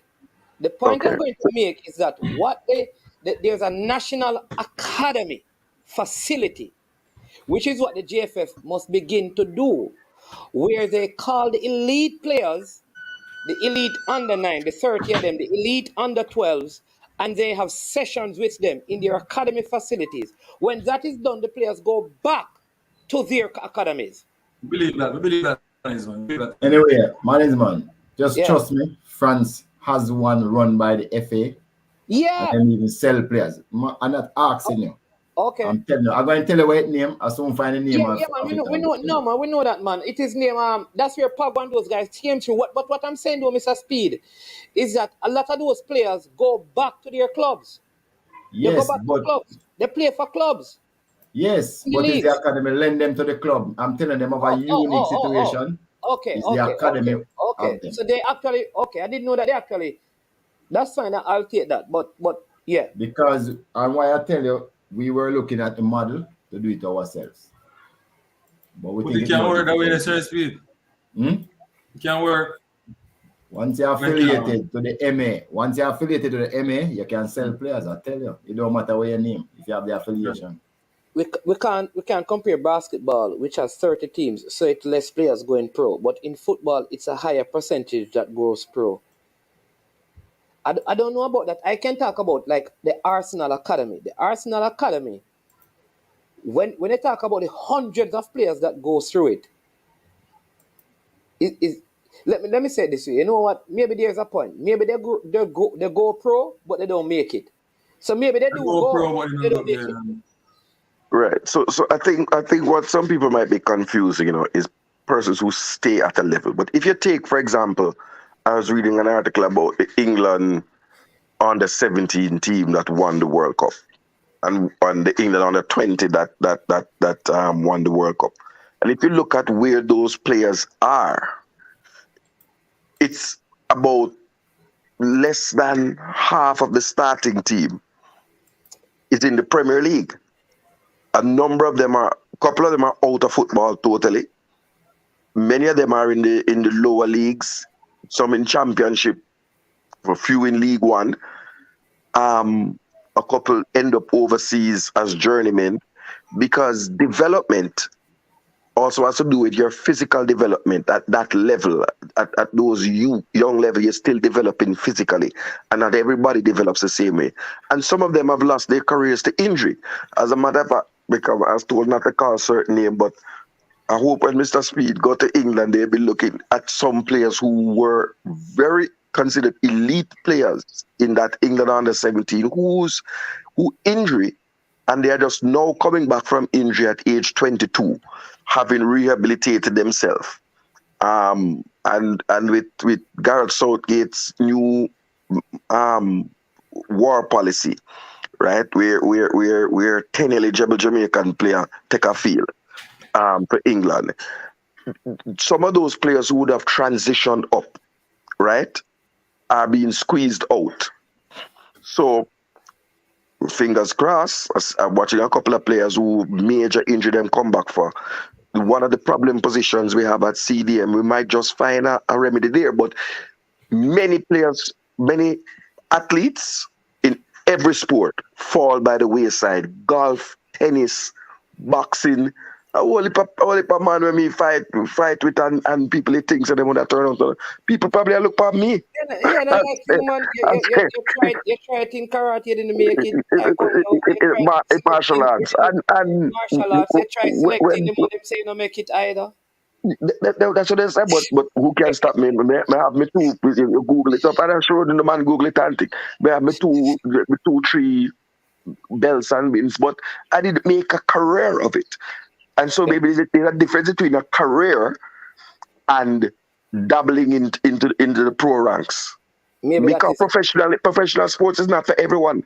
Because you might have the physical and technical ability, but you just don't have the head, the mental headspace, right? Fortitude. But Clairefontaine, Sanksburg says Clairefontaine is the name of the French facility, Mr. Speed. So you see, I was correct. Yeah, Clairefontaine. Yeah, I said that. But all right, then Gunners Boss says, what is the domestic league doing to make better players for the future, Mr. Speed? I am absolving the JFF from all player development. Gunners Boss, Gunners Boss, that's such a good thing to say, because a lot of people is saying that the JFF must be responsible. Yes, we use regulations to aid development, but the JFF couldn't be developed enough, because you don't know who's going to make it in the end, So you don't want to be trying to develop how much kids you think play a year?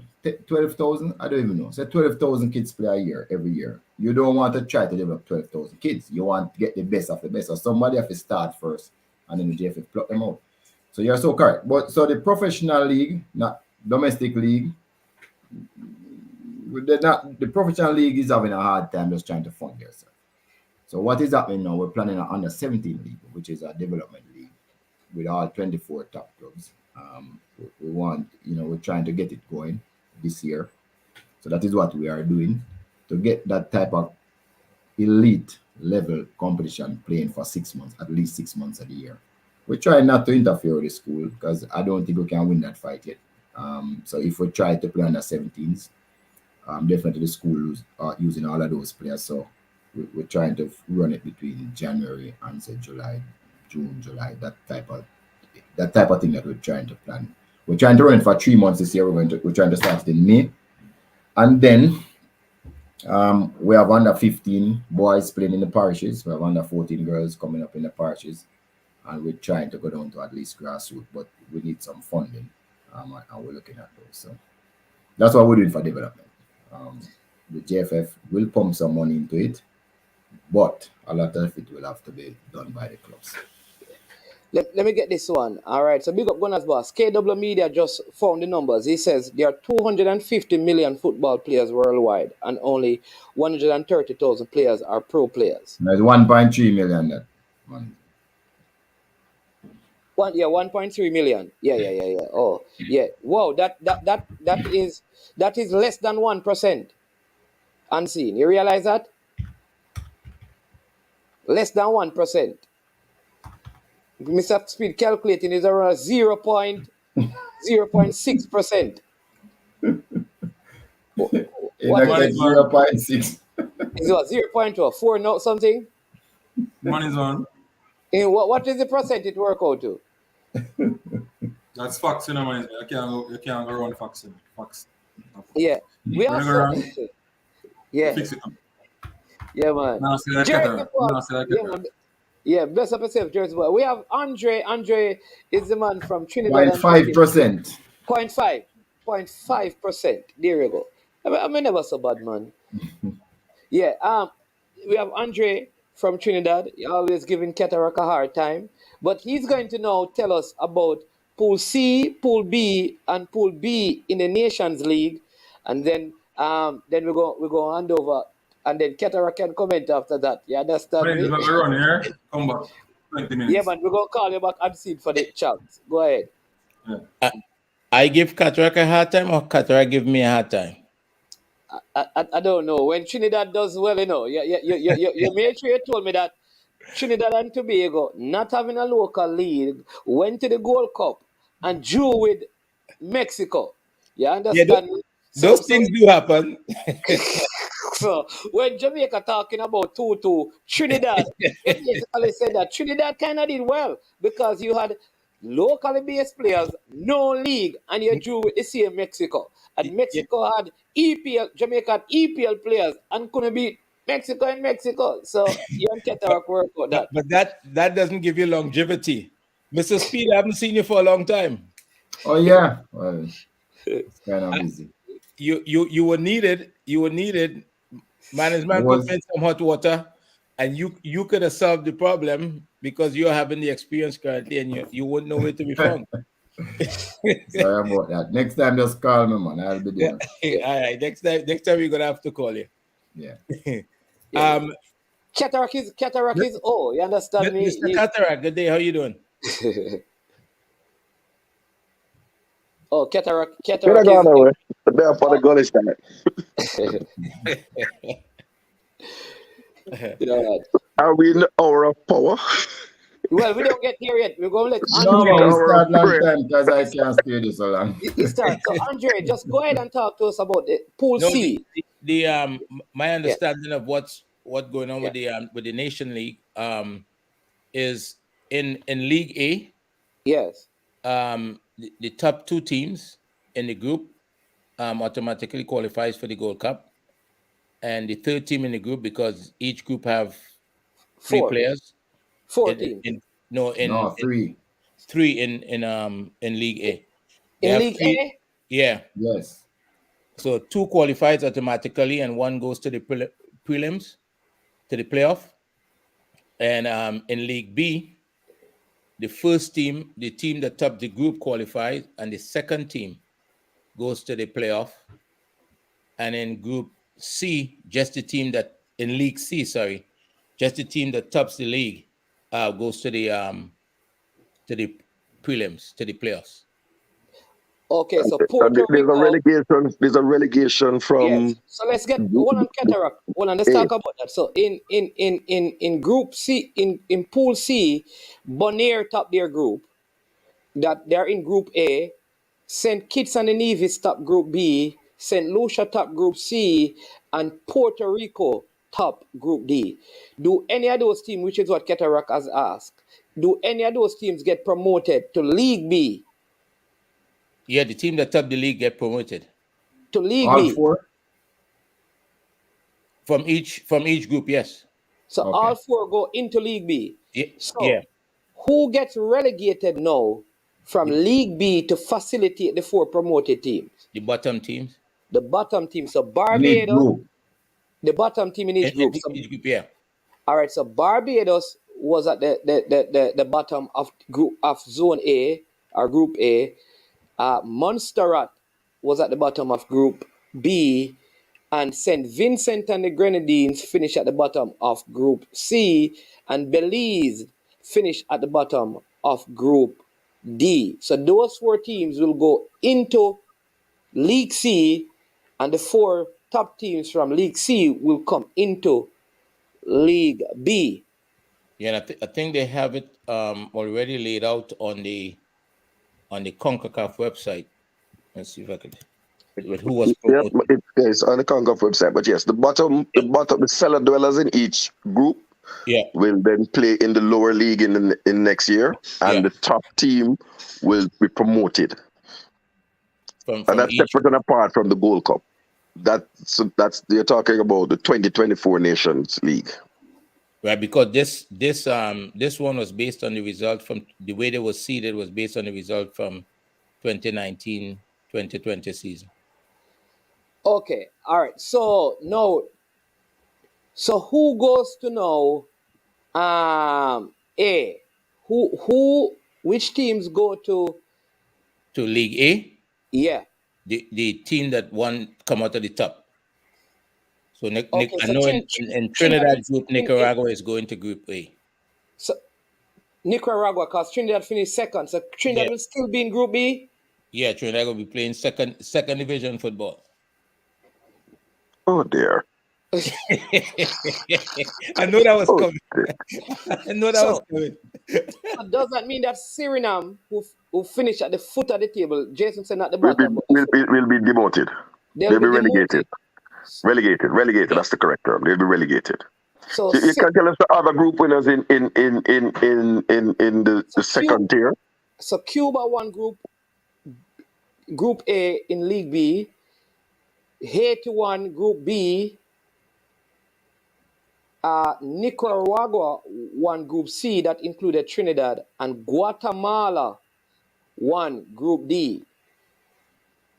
All right, so Guatemala, Nicaragua, Haiti, and Cuba will replace from League A, Suriname, Martinique, Curacao, and Grenada for the next nation. Somebody's giving you a message here. They say you're wrong. They said all three stay because next year it will be groups of 4 in A. That's what somebody said. Oh, okay. So where they going to magically make up these 4 from? yes. You mean the top tier will be groups of 4? Yes, instead. Okay, so that's what Bravo Rage Squadron is saying, that instead of there's no relegation from League A this year. So you're just adding Cuba, Nicaragua, Guatemala, and what's the next? So Cuba, Haiti. So Haiti. But that means you'll have 16 out of 41 in Group A. So you're minus 16. You'll have 25 leaves. So they would have to split the other. Cause that is maths, It's 45 CONCACAF teams. So it's now you'll 41. have 16 in Group A. Isn't it so 41? The other, B and C would have 25 teams. So yes, so thanks for that, Bravo. So in League A had 12 teams, Right, Yeah, so you say that League A will end up having 16. Next year. Next season. Well, it start this year. Yeah, this year, yeah. The next one will have 16 in League A. It will have the same 14 in League B. No, 12. No, 16 in Pool B. League B had 16 this time. And C had 13. So if you go 16 and 16, that's 32. That can't work. It can't work. You don't have 9 leave. So unless you're going to have 3 groups of 3 in the lower tier. I don't know. I just speculate. Maybe we can ask Mr. Speed to use his good offices and get the clarification from. Jason, will it be 16 in League A, 16 in League B, and 9 in League C? Yes, there you go. He says it. League C will be 3 groups of 3. Yeah. Yeah, correct. Yeah. Yeah, I forgot import three countries in the region. They never said Greenland won't come here. Or find some islands. Maybe Goat Island can take place, or the one where we go to the place so every Sunday. Well, Trinidad no say them want to split between Trinidad and Tobago, so one more then. You try to weaken the region. It's not me. We're strengthening the region. That will be one more vote. Yeah, we need Turks and Caicos could just say Turks and Caicos. I mean, we need Tobago because they have a nice field. The field looked nice last night. Yeah. All right. So that sounds. So from this now, Andre, how does the Gold Cup qualification goes? No, remember he said it already. The first 2 in the A groups go to the Gold Cup. That is why Jamaica did qualify once to beat Suriname last year. Remember, once we beat Suriname, we had qualified for the Gold Cup, so it was us and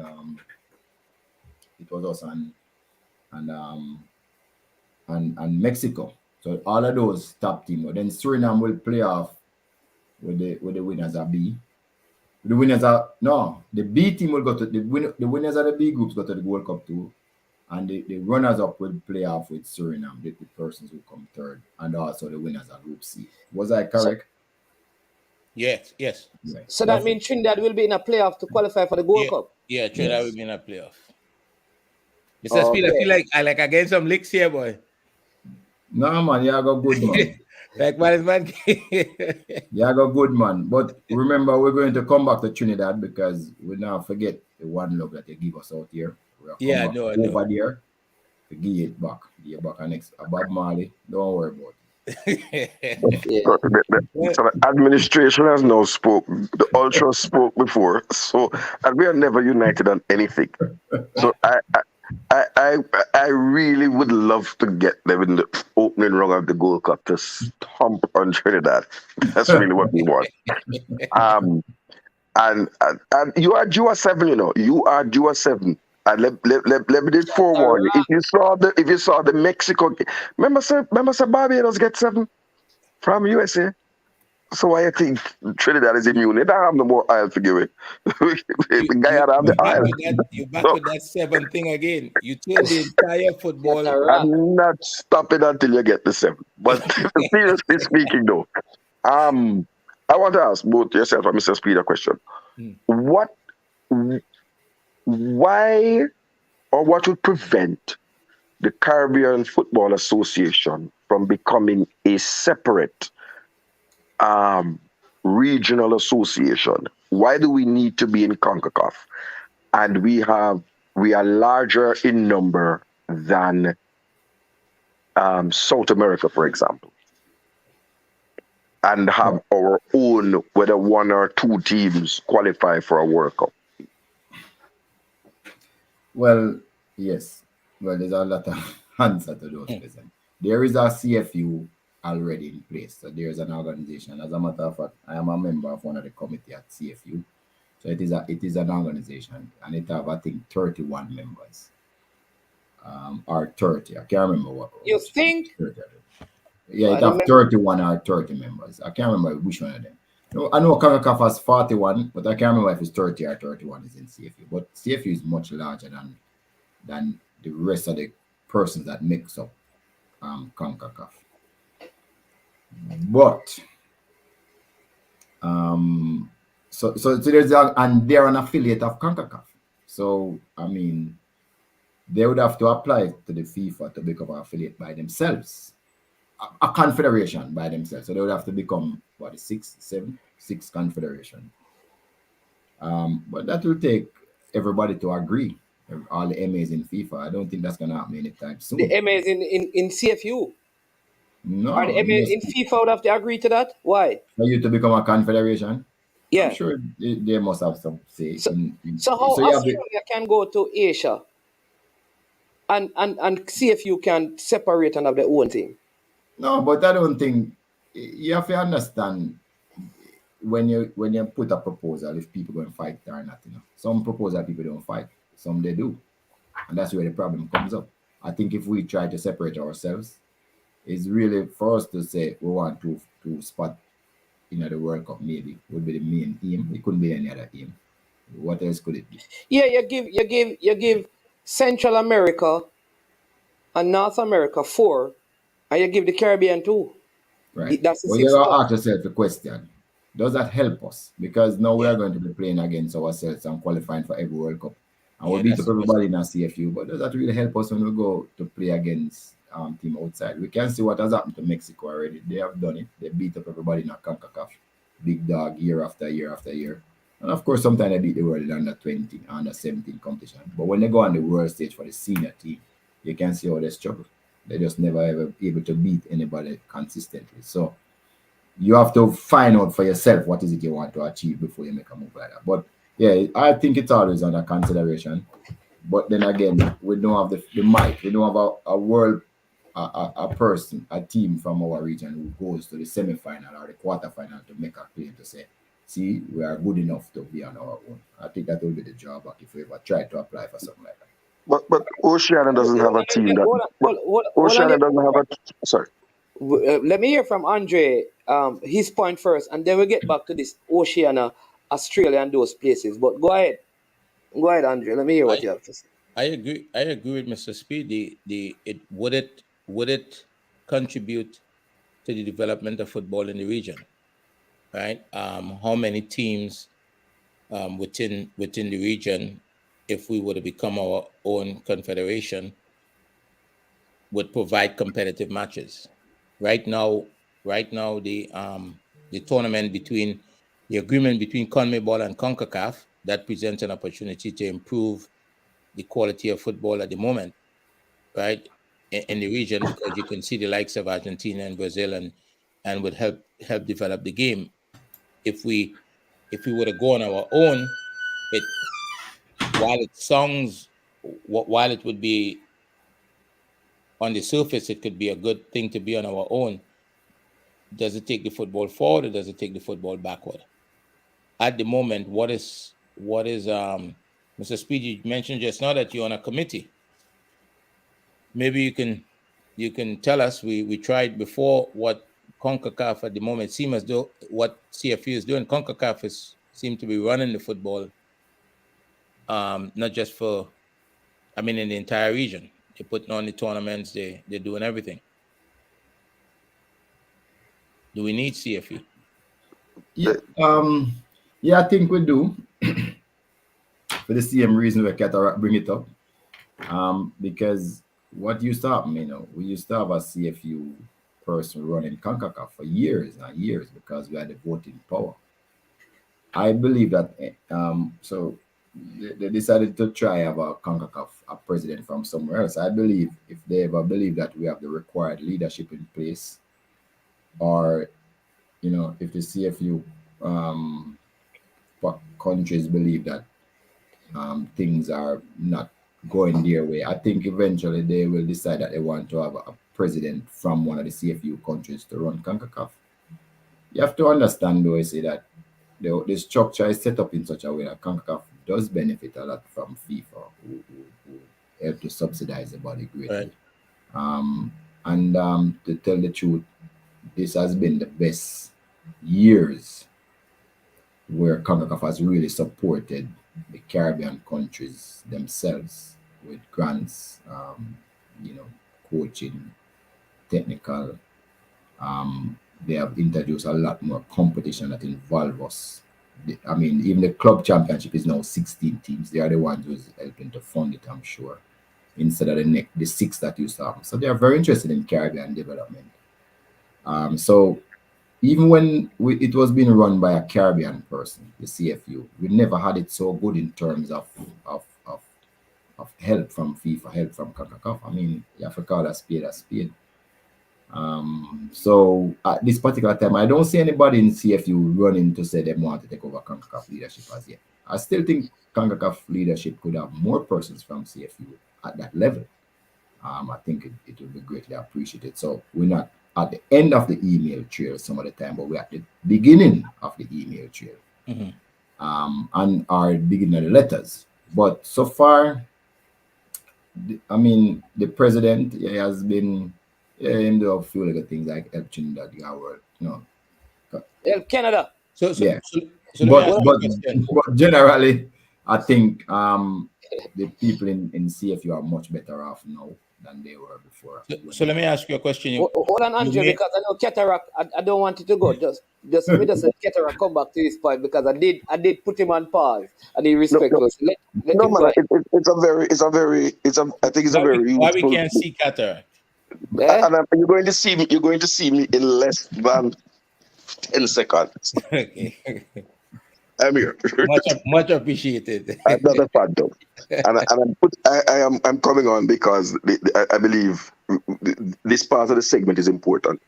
No, Mr. Speed, you and Bravo, you might be aware of the formation of a constitutional committee to seek to move Jamaica, cut our ties to our colonial past, etc.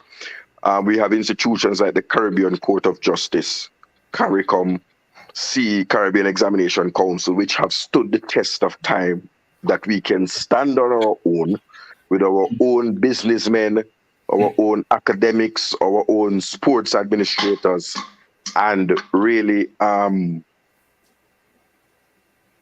move leaps and bounds.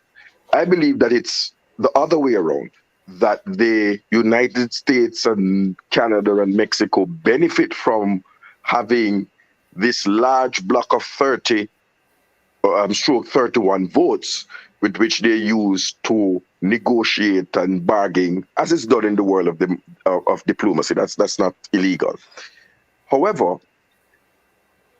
if you look at, for example, the benefits that would come from being able to qualify one of our regional teams to the youth tournaments, the Women's World Cup, the Women Youth Age Group World Cups, I believe they far outweigh the non-benefits. Because if you look at Oceania, who don't come out of the knockout stage very often, or at all, if any at all, because if memory serves me correct, Australia plays in the Asian Confederation. No, they moved over to Asia. So now it's now New Zealand.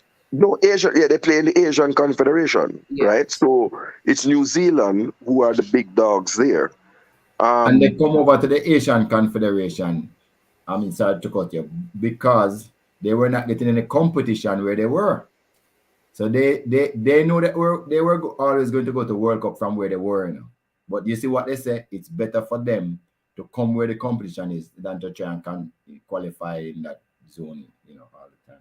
Which kind of undercut your argument, but fine, continue. No, the reasoning so that everybody get to the side. I'm not telling you that I have a monopoly on these ideas and I have to listen to the other side of the coin, right? Because there are pros and there are cons, and the great minds will have to balance those.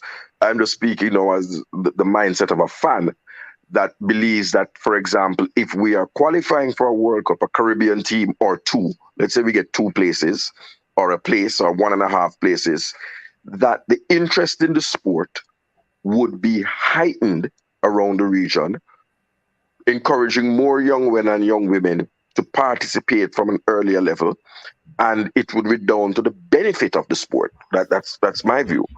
Also, I believe that the income from qualifying for the World Cup would fall into the region. It's $9 million the last time I heard, for a team that qualifies. No, that alone, if 18 million were to flow in, let's say we had 2 places or even 1.5 and we went through, that's a large chunk of money into a federation and into the development of that national football. So it's not black and white. I don't say my view is the correct one. I don't think Mr. Speed's view is the correct one, but I think somewhere in the middle, we really have to reason and understand what is in the best interest of Caribbean football. So I am going to marinate on the points made, but I had a question to Bravo and Mr. Speed. Do you think we have been weakened by the absence of the... How you get Bravo in this? I don't know. Oh, sorry. No, Yeah, man, ask Bravo, man. Ask Bravo. No, who's Bravo?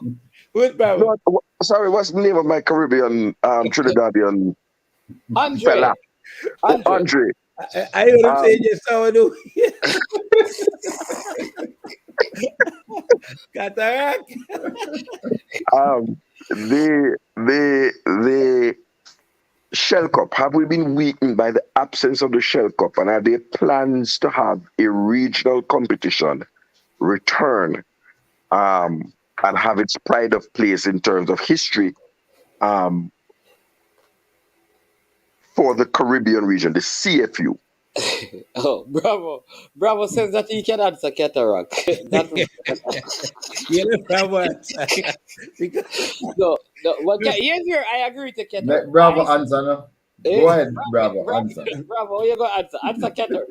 But what I would say in response to cataract is this. I think it was Stern John who said it. It may be Stern John, you know. Or Angus Eve, who said something about having the Caribbean competition, even if it is for the domestic players. So you may not, if the clubs, like a Cavaliers could say, okay, the competition is going to be in Jamaica, let the competition take a 3-week break, and the players from Trinidad, and it's kept in one region, and the 8 top ranked FIFA team play in the Caribbean Cup. I still think and give the local players or the domestic players game time and opportunity. And it don't have to be a designated like FIFA window, but it could be when all the clubs in the Caribbean, the 8 nations that would participate in it, break them up in 2 zones, right? And then just play it. I think it would be good for the development of the... At the end of the day, for whatever format it takes to develop players, you need local football, you need regional football, and you need international football. So that tournament coming back is huge for the development of football in the region. Whatever the format it, we could debate that. The idea of it being for local players, that's not a bad idea, I don't think, because it's going to be played. You can't get the players to come outside of the window, right? You can't get the players to come outside the window. Mr. Speed, I wanted to before we go too far away from this. So when CONCACAF had the agreement with CONMEBOL, I know that the US, for example, put out, to their stakeholders what that agreement meant to football, to the US Soccer Federation and football in the country as a whole. Who represented the region in that, and do we know how the region benefits from that agreement outside of you qualify the top? If you're part of the top 6 teams, you're gonna be invited to that, and you have a chance to play against Brazil, but financially and so forth. Well, those tournaments, though, is only if you do well and get into the prize money earning bracket. Normally, before that is really subsistence. You get an allowance, and then, they pay all the expenses. But you'll have to get into the money, the semifinals, the finals, to really make some money out of those tournaments. That's how they are structured. But was the CFU part of that conversation, or was CFU? Remember, CFU president is a part of CONCACAF body. Who is the CFU president? May I ask? From Barbados, isn't he? Yeah, he's a Bayesian. What's his name? Yeah. That's not good enough. That nobody don't even know. If you have to Google his name, it's not a good thing. Randy Harris. It's not a good thing that we have to Google his name. And I was correct. It is 31 member association in CFU. Yeah. Yeah. But it's not a good thing we have to. Randy Harris, we need to hear from you. It's not a good thing we have to Google to find out who you are. You can ask me who is the vice president. And that's a Michael Ricketts. No, he's an executive committee member. There you go. He's the vice president now. Last time he was the vice president, you know what happened, The president died and he became the president. I know he's on the executive committee. So you have people. You have this ability to take people down a road sometimes. Lyndon Cooper from St. Lucia is a vice president. Yeah,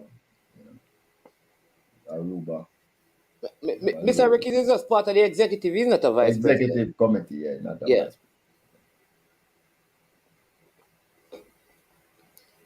And Randy Harris is also a VP of CONCACAF, one of the vice presidents of CONCACAF. Correct. So all right. So you would have known. So I need to find out from him what were the discussions like in terms of what Andre just said. Did anybody negotiate? Say, for example, the USA said, listen, for us to participate and to use this and do this, to partner with CONMEBOL, you have to give us $1 million. Did the USA negotiate for the rest of the Caribbean? Or did they negotiate for the USA? And did the Caribbean negotiate what they would want?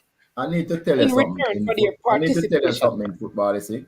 Yeah. Football is one of the most unequal sports you have ever have, right? I just want to make you know that in the first place. So there's nothing equal about football. There is reward for excellence, and there is reward for people who influence the game a lot. So let me give you some ideas. Like England has 4 persons on the international, the board, IFB, I think the name, that makes up football rules. England alone have 4 persons on it, and there's 8 persons on it, right? And why? Because it is widely believed that England is the one who invented football. Is it true? I don't even know if it's true. They invented it after it was invented. They had their own invention of football after it was invented elsewhere. But go ahead. Right. So then they have 4 spaces on the FIFA, 4 MA they have member association for the one country, Great Britain. So again, they can see every single country that has won the World Cup, they have their own television rights. FIFA give it to them. They have their own television rights, and USA, right? So when so don't believe for 1 minute in football if you're at the end of the email, you're going to get the same treatment. Just trust me on that. You need to be up somewhere else. You must be writing the emails too. And that's why I'm asking the question. I because don't that's know. a valid point you're My answer making. is I don't So who was at the table seeking the CFU interest? I don't know. That's what I'm telling you. I don't know. I don't know. Yo, all right. So Zenat makes a point and he says, Randy would never come on your platform to discuss these issues. He said the Caribbean was dictated to. We requested nothing. And this is the problem. For example, when the decision was made to move it from the 6 teams to facilitate others, what was the Caribbeans say in that? Did the Caribbean say yes? Or was it that they were dictated to? We don't hear these things. The second thing is now, maybe this will facilitate Canada and USA and Mexico. Maybe they are getting the lion's share of the earnings from this a partnership with CONCACAF, which is fine. But that don't mean we need to take 5%. I am saying that even if they are getting 60, they are getting whatever percentage you are getting, we should have somebody from the Caribbean. Randy Harris going in and says, listen, I represent the 31 Caribbean MAs, and you cannot get 75.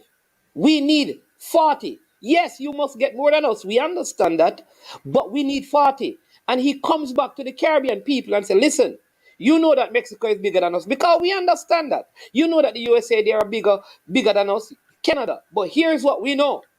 We were being presented with 10%, and we negotiated and we convinced them to give us 40 of whatever the money is. That is the kind of advocacy we want in CONCACAF from CFU. And I think that's a reasonable position. So the game need to be developed and become an industry in the region, because if and this is hypothetically, if I'm paying your salary, you might be careful how you advocate, right? Okay, so CONCACAF pays the CFUs that run it. Okay. So you said Jason wanna make a good point. Him say we have to realize too, so we have to, we need to get better at the game, so we're more relevant. I mean, it can't be with us. I say we are good here and come out in the first round. I expect to get more money. We have to bring some food too, so we can share up some of theirs and not just eat that. It's a good point to make. Yeah, Mr. Speed, Andre, there's one quick point. Yes, sir. Without the Caribbean, the Central America and North American associations would be the smallest in the world. They need us. They need us. The smallest association is Oceania with 11 members and 2 associated members. Or I think, maybe of the 11, 2 are associated, or 11 plus 2 associate members, right? You have some country that is just a rock with a beach and some fishermen, and they are members because they get to make up the numbers. I think the region has to see football, soccer, whatever you call it, and sports in general as a business and a viable profession for our young men and women to make a livelihood. Not only those on the field, because you have referees, you have medical doctors, you have masseuses, you have physiotherapists, you have analysts, broadcasters, YouTubers, sports programs, journalism. So we need to see the football ecosystem as a means of giving, particularly in a small island developing states, of which all of us are, and very vulnerable, an opportunity to have a career and earn a livelihood. That is one. But I really think that this discussion can go further. I need to marinate on what Mr. Speed said about the benefit analysis. And we really look at it. But I do believe that we sometimes, as a Caribbean people, we think too, we can have a problem. We have a tournament in a country where we need a visa to go to. Right? Yeah. We need a visa to go to the Gold Cup, the marquee event of this region. And no other, maybe in Africa, where South Africa, you require a visa. But in no other association is there that impediment. Right? And even the South African visa for some countries, or many countries, you can get it upon arrival. Right? The marquee tournament, there are barriers to entry for players from a country. You could have players who don't get to go because of this requirement. Yes, that has happened. Yeah, but Right, so- Mr. Speed, it's called the IFAB, Sanksburg International Football Association Board. That's what you were referring to. Yeah. England have 4 members and FIFA. And then Bert made this point. He says, football is geopolitics. The strong dictate to the weak. And he says, talk, non-change that. All right. Then, Look, one of the strongest confederations. hold on, let me give you this one, Mr. Speed. Hold on. Zenat says this. He says, Randy's role is to appease his CONCACAF president. Yo, you should have a legal note for that. This is not the view of I am sure sports. That's why I said Zenat. The brown envelopes sees our face in the region. Sad to say. So that is from Zenat. Zenat, not I am sure sports. All right, go ahead, Mr. Speed. So, CONMEBOL, right? Them have 10 teams. There's only 10 teams them have. Them are the smallest actually confederation. But them have 10 strong teams. Them actually win the World Cup 10 times out of 22. So you can say it's not really so much the size. Is really what you can do. As I say, football really reward excellence. So if you're good, if it was just one good team, if we had, a couple teams in Caribbean that go to the second round of the World Cup, we could ask things like that. But no, Mr. Speedman, what Cataract just said. Listen to this. Listen to this I one. wouldn't comment on what Cataract said, though. No, man. The Haitian team in the Champions League could not field half their team against Austin because of visa issues. Like we cannot. But they won the game, though. They still won the leg, though. They still won. Yeah, That's an anomaly, though. Yeah. But sorry. So again, different countries, because of their power, economic power, they set up the visa and those rules. They're not going to do it football, really. No, but I'm saying for sports, though, this is CONCACAF. You cannot have the premier competition like Cataract says. The Gold Cup with Carnival. And then Jamaica, if you struggle, you can't have our under 15 playing at IMG every under 15 tournament. And then you tell them that you can't give them a sporting visa for the 22 players. It should not be. But me and you know, advocate for that. But you can't advocate for that a sovereign state. Then don't manage. Mr. Speed is right. You can't advocate for that. But what you can do is that the 31 members vote to have the Gold Cup hosted in Jamaica. Yeah. And just see how they would like that. Yes. Because you have the numbers to move the Gold Cup,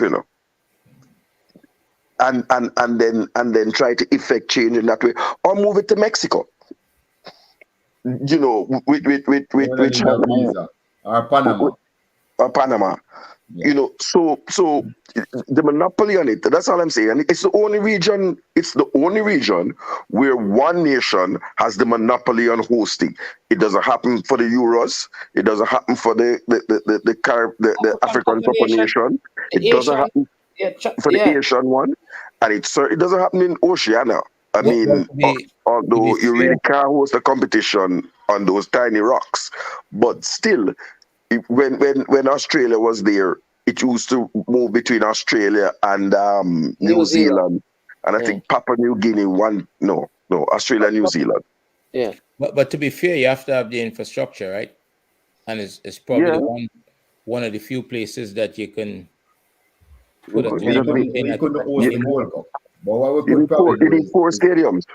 You need 4 stadiums. Right. Well, do we have the infrastructure right now? We're going to have to upgrade, and because there's a lot of revenue involved, right? There's sponsorship, there's a lot of things involved in terms of revenue producing activities around the tournament. So we have to have the capacity to do that. One of the things that we did on one of the show management, when we show where the money from FIFA was going in the teams in the region, a lot of the MAs was not spending money on capacity building, right? Which is one of the things that, educate people so that we can improve the way we do things and that kind of stuff. So you just went through a period where the national team coach was talking about the facility and the grounds that the games are played on, right? We have the same problem in Trinidad. I watch the Pro League and the game is slow. I think the condition of the surface is contributing to that. So, but Andre, if we were a separate regional association, and Trinidad and Jamaica qualified, 9 million every 4 years, could half of that or a quarter of that could go into fixing up facilities. But I'm saying that we could also leverage to say we are not supporting it. The bloc is not voting for the Gold Cup in the United States. It must move to Mexico. Unless you can do like a joint where you do one zone plays in Trinidad, one zone plays in Jamaica, and the rest can be played in the States. No, it can play. It can Barbados. But we have hosted the world. We have hosted the World Athletic Championships. We have hosted the World Athletic Championships outside of Trinidad and Jamaica. And Guyana has massive stadiums. No, Guyana main football stadium is the cricket pitch in the middle. Brethren, Guyana is going to be the richest country in the world in the next. Richest Catara. Guyana. No, hold on now. Just hold on. Is what they call with the big old cricket pitch in the middle. When Jamaica play there, they must have moved the goal, and because of the pitch right in the middle. I'm telling you. No, sir. There are facilities even now, and Andre, you can collaborate with the big influx of oil money that are being. Development is happening there. So let us not use 4 years ago, even 3 years ago to judge. And I'm just saying, if you look at the major cricket test matches and stuff, those are happening at Pleasance and outside of Georgetown, where there's large landmass and flat land. No, man. Right? That's a different argument. You're talking about building a stadium. Yes, and I'm saying, and I tell you, they take away the one next year. You can tell them that not this one we're coming in a 2026. You can say that 2028. You think, convincing Guyana to build a stadium will be extreme. No, but hold on. I'm just saying these are ideas, and I'm not want to go down a rabbit hole. I'm just saying that the United States doesn't have to have the monopoly on holding the Gold Cup. Agreed. And I'll leave it there because there are some other important questions that the topics there that you raised about the EPL, and I think it's although I don't want my Trinidadian neighbors hearing who we have coming, but I think the issue of the region, and I want to say this to I know he might be doing something, but he might be hearing, I hope, and Andre, the talent pool in England isn't only for the diasporal pool, isn't only for Jamaica. The more I research, realize that Jamaican men seem to like small island women when they reach England. So the player that you see eligible for Jamaica, somewhere in I'm thinking eligible for St. Kitts and St. Lucia, really is there a way for a cooperative approach to recruiting elite talent from the diaspora rather than working in silos? That's one. And the second really is, as our generations go, and I am concerned with England, right? Because I live there and the EPL is the best league in the world. It has the most clubs that are at elite level. in terms of thing. There are other countries, Italy, France, Spain. It's the best marketed league in the world. No, it's the best league. Their teams continually reach the furthest in the European Champions League and Europa League and Conference League. So we're not right? That's no benefit to us. But I am saying this issue about the grandfather rule that FIFA has. We are moving in now to a third and fourth generation of West Indians who went up in Windrush. And we certainly in Jamaica started to see the effects of quite competent elite players at the youth level expressing an interest to play for Jamaica, only to find out when they begin gathering the documents that even though they can get a citizenship using their great-grandfather because the country's rules allow that, would FIFA recognize that citizenship? I throw it out to Mr. Speed and then ask if we should, as a region, should be advocating for great-grandparents' descendancy to count. Yeah, but all right, so we're going to keep that question because I want to make sure that, so let me tell you this.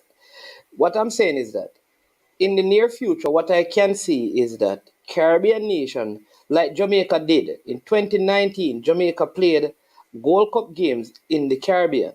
I think we have to find ways of saying, listen, we need one of the zones to play in the Caribbean. Maybe 1 year, maybe Trinidad. I really don't, and here's where I agree with Mr. Speed and Andre and others. Until as a block, we can, 1, have a strong leader, 2, vote together. Because many of these Caribbean nations, when we had a leader, felt like they were not in the elite group. They felt disenfranchised when a Caribbean person was running the CFU. So being 31 don't necessarily mean that the 31 will vote for a Caribbean cause. All right? The third thing is this. As it relates to building facilities, while Guyana may have oil money, Guyana must ask themselves, because football is not Guyana's number one sport. It is cricket. All right? And therefore, their investment is more than likely to build a cricketing stadium because there's a greater probability of West Indies hosting a cricket World Cup, a under-20 World Cup, than Guyana hosting Gold Cup games, even with a proper stadium. That is the reality.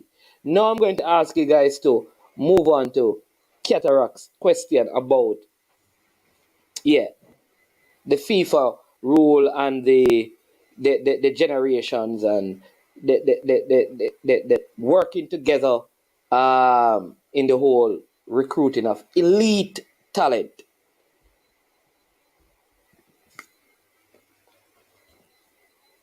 Mr. Speed, you're muted if you're talking. Are you not talking? Well, all I see it is a fact that pretty soon we won't be able to find anyone who can qualify directly to the grandfather rule, right?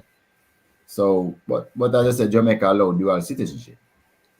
So once you're a citizen for the country, there's no way FIFA could actually say you're not a citizen if you did things the right way. But as with everything, we have to prepare for that day.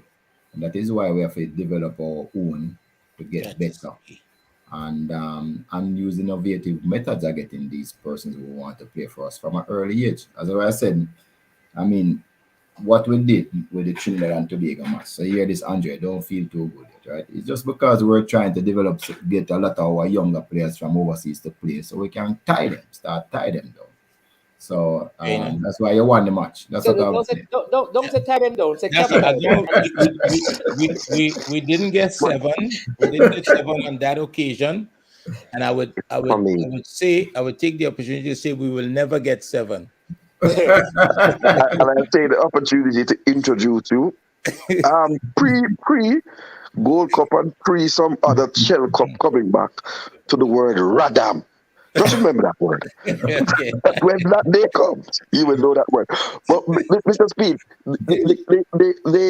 the recruitment of elite talent, we must never think that it is at the expense or is mutually exclusive to the development of domestic-based talent. The two must go hand in hand. And you cannot have a national team where you're not developing domestic-based talent within your territory, right? No, That's if we did that, the football going to crash totally. If we did that, so that is why the current coach was such a great choice, because he recognizes that, and that is why we deliberately is, if you notice, one of the plans is to make sure that in the FIFA windows we're still able to put in a local game somewhere in there, even if we're going to play 3 games where the local players get a chance to shine against similar opponent.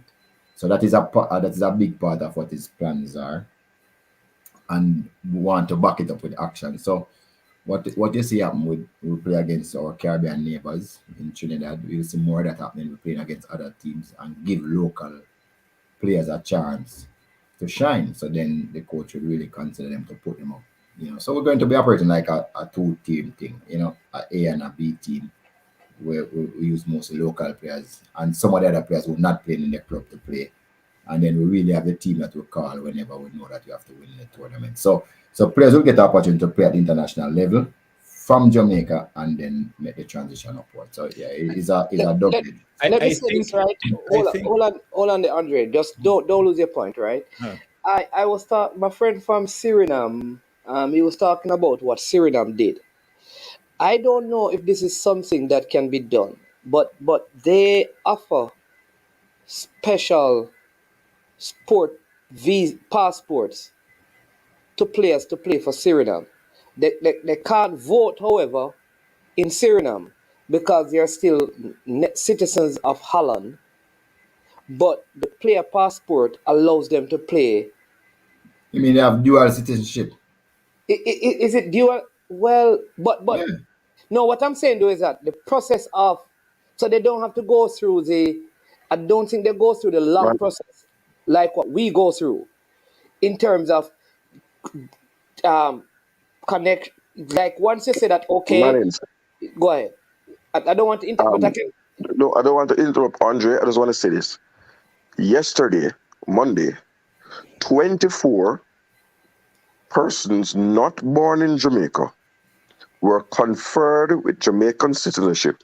We're talking academics and professionals at the Jamaica Pegasus Hotel with Jamaican citizenship. They weren't running up and down searching for grandfather birth certificate in a one grip. The government of Jamaica saw that their technical, is that what they call, Mr. Speed, the technical benefit to the country, and they were conferred with citizenship.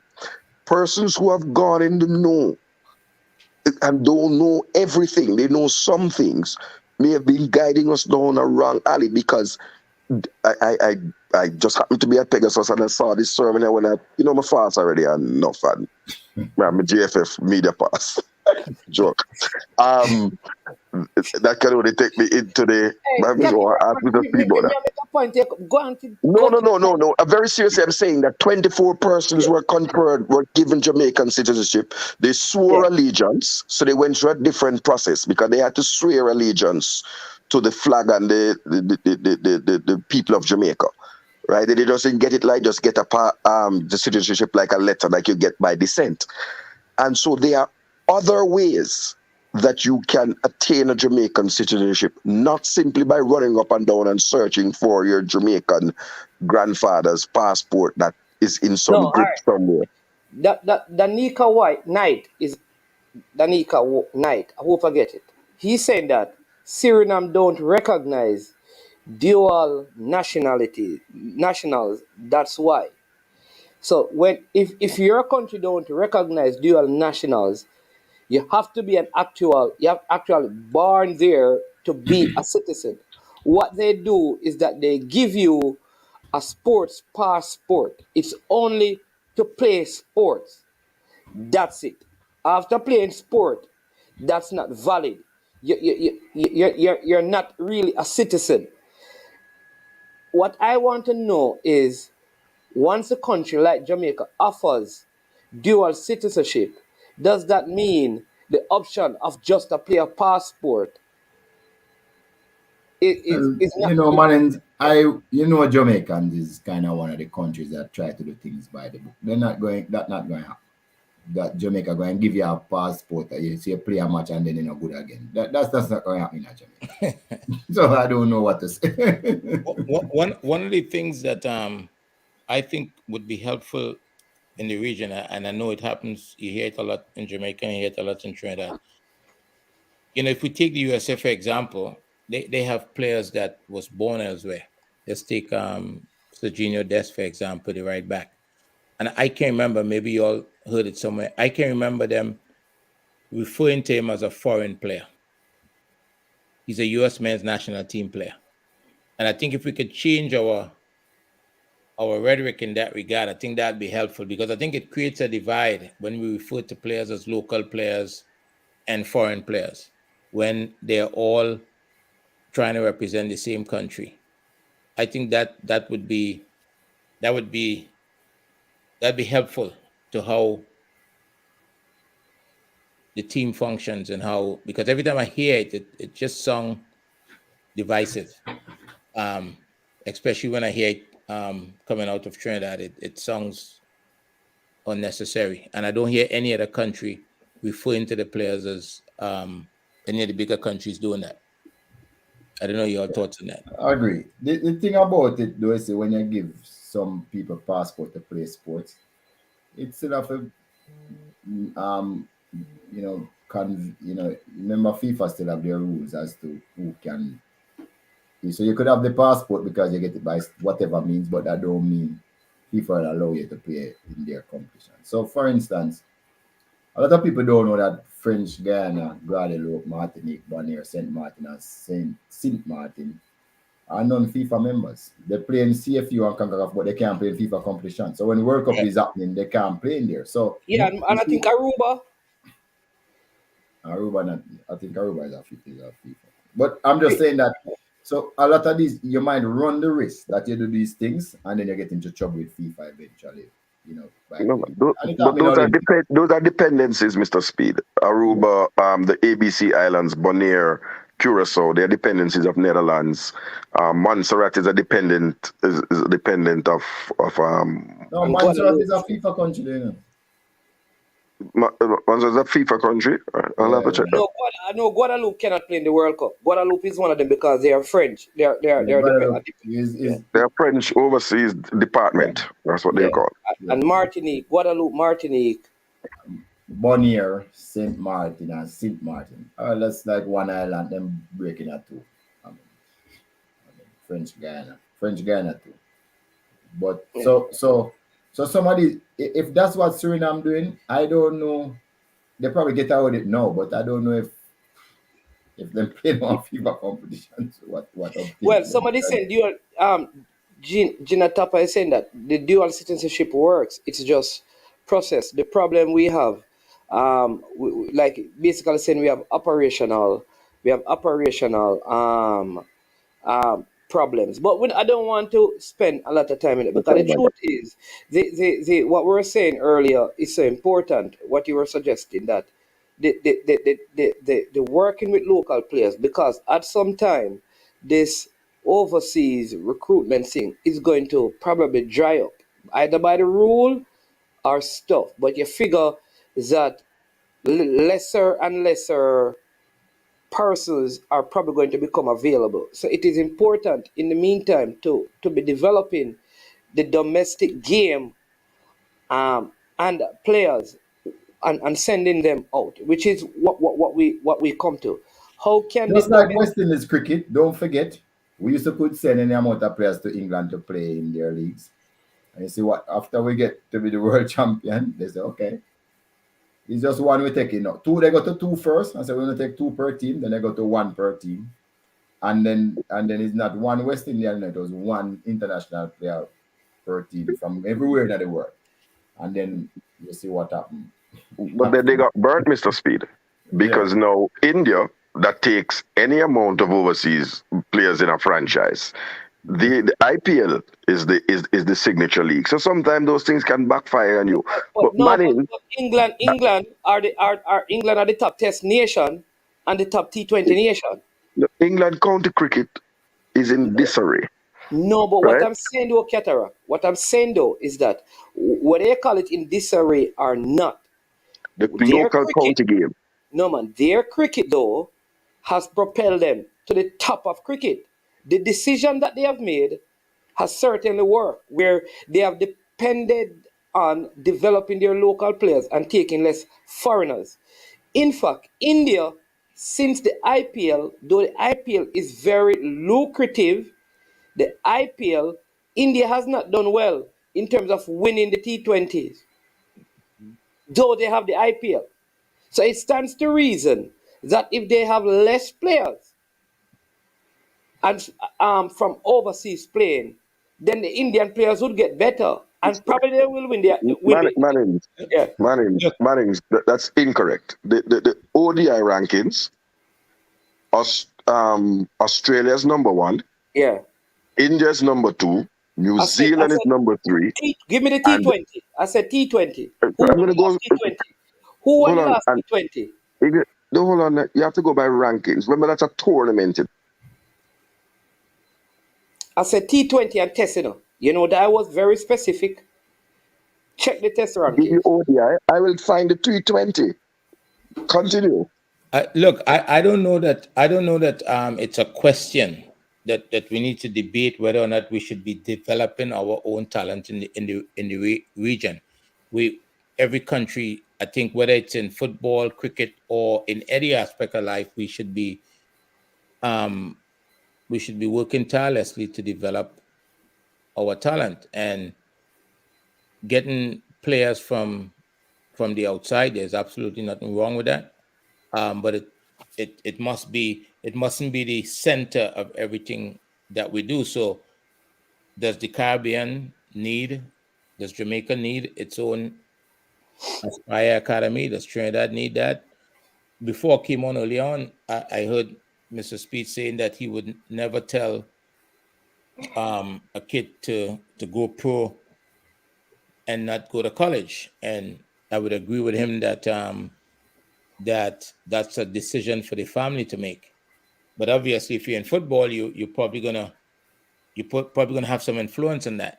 But what do we have to make a family feel comfortable that the conversation about going pro is a real conversation and it's a viable option, because they've been part of an academy that has a history of developing players and putting them out and into the professional game and being successful. We have to have something that people could, feel that it's reliable.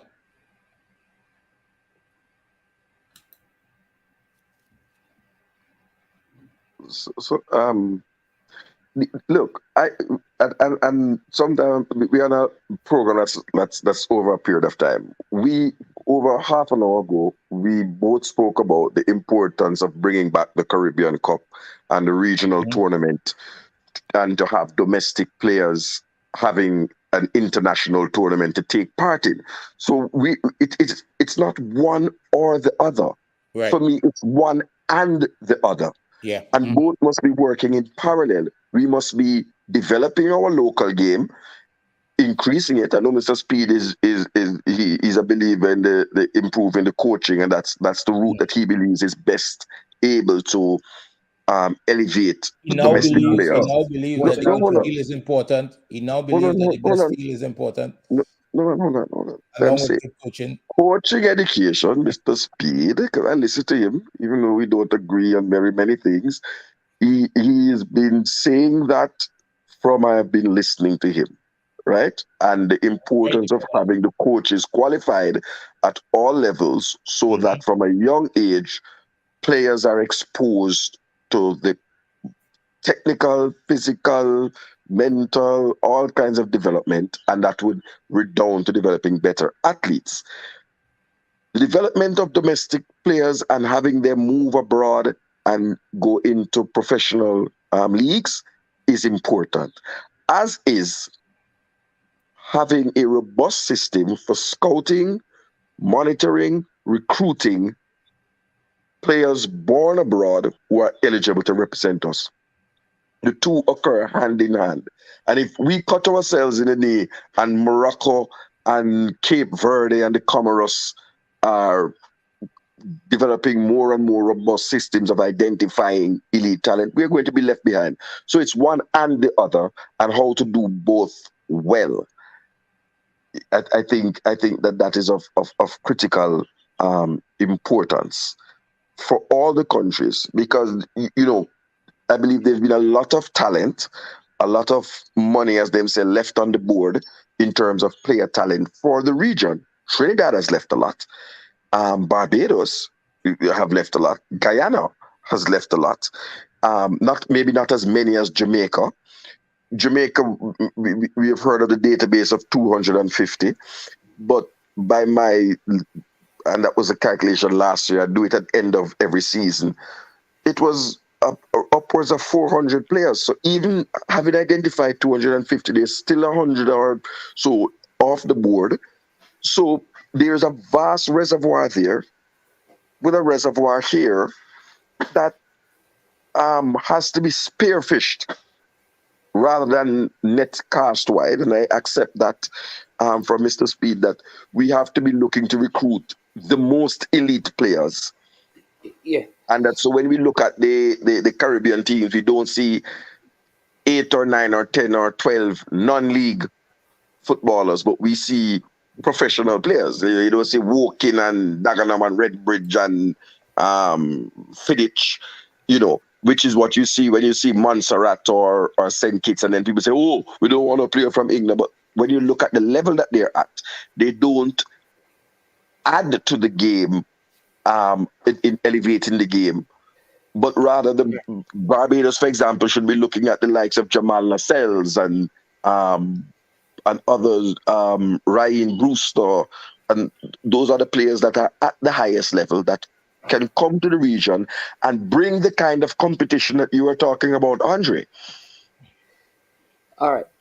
Let me go ahead, Andre, and then No. I agree with him. We need you need both. You need both sides of it, because some of the leagues that we look at around the world, they're good because they have players from within the country and players from outside, the very best players from outside. Look at Barcelona as a team; they develop their players, but then they complete the squad with the very best that they can find from the outside. So a combination of both. I agree with him. All right, so Mr. Speed, you said that you're going to, the possibility of an academy league is going to be, it could be something on the horizon soon. That's number one. And number two is... No, the first thing we're coming up with is the under 17. It will be played between the tier 1 and tier 2 teams. So that's the first one. That's this year? Yeah, it's this year. We want to do it this year. So is it compulsory for the tier 1 and tier 2 team to play in it, or is it optional? I think the regulation said it's compulsory for the tier 1. I'm not sure about the tier 2. Okay. All right. So that's one. The second thing is the process. Parish under 15 boys. That will start. So outside that, the tier 1 and tier 2 is under 17, but the under 15 competition is a parish base. So there'll be 14 teams. Yeah. 13. All right. 13. 13? 13. Why 13? There are 14 parishes. Well, CONCACAF is one parish association. That's that is something I've always wanted to point out. And you'll soon have a 15th parish based on what's happening. But I just wanted to ask, we tie CONCACAF. One moment, man, it's right on this point. All right, go ahead, because I don't want to miss the point I'm making. Go ahead.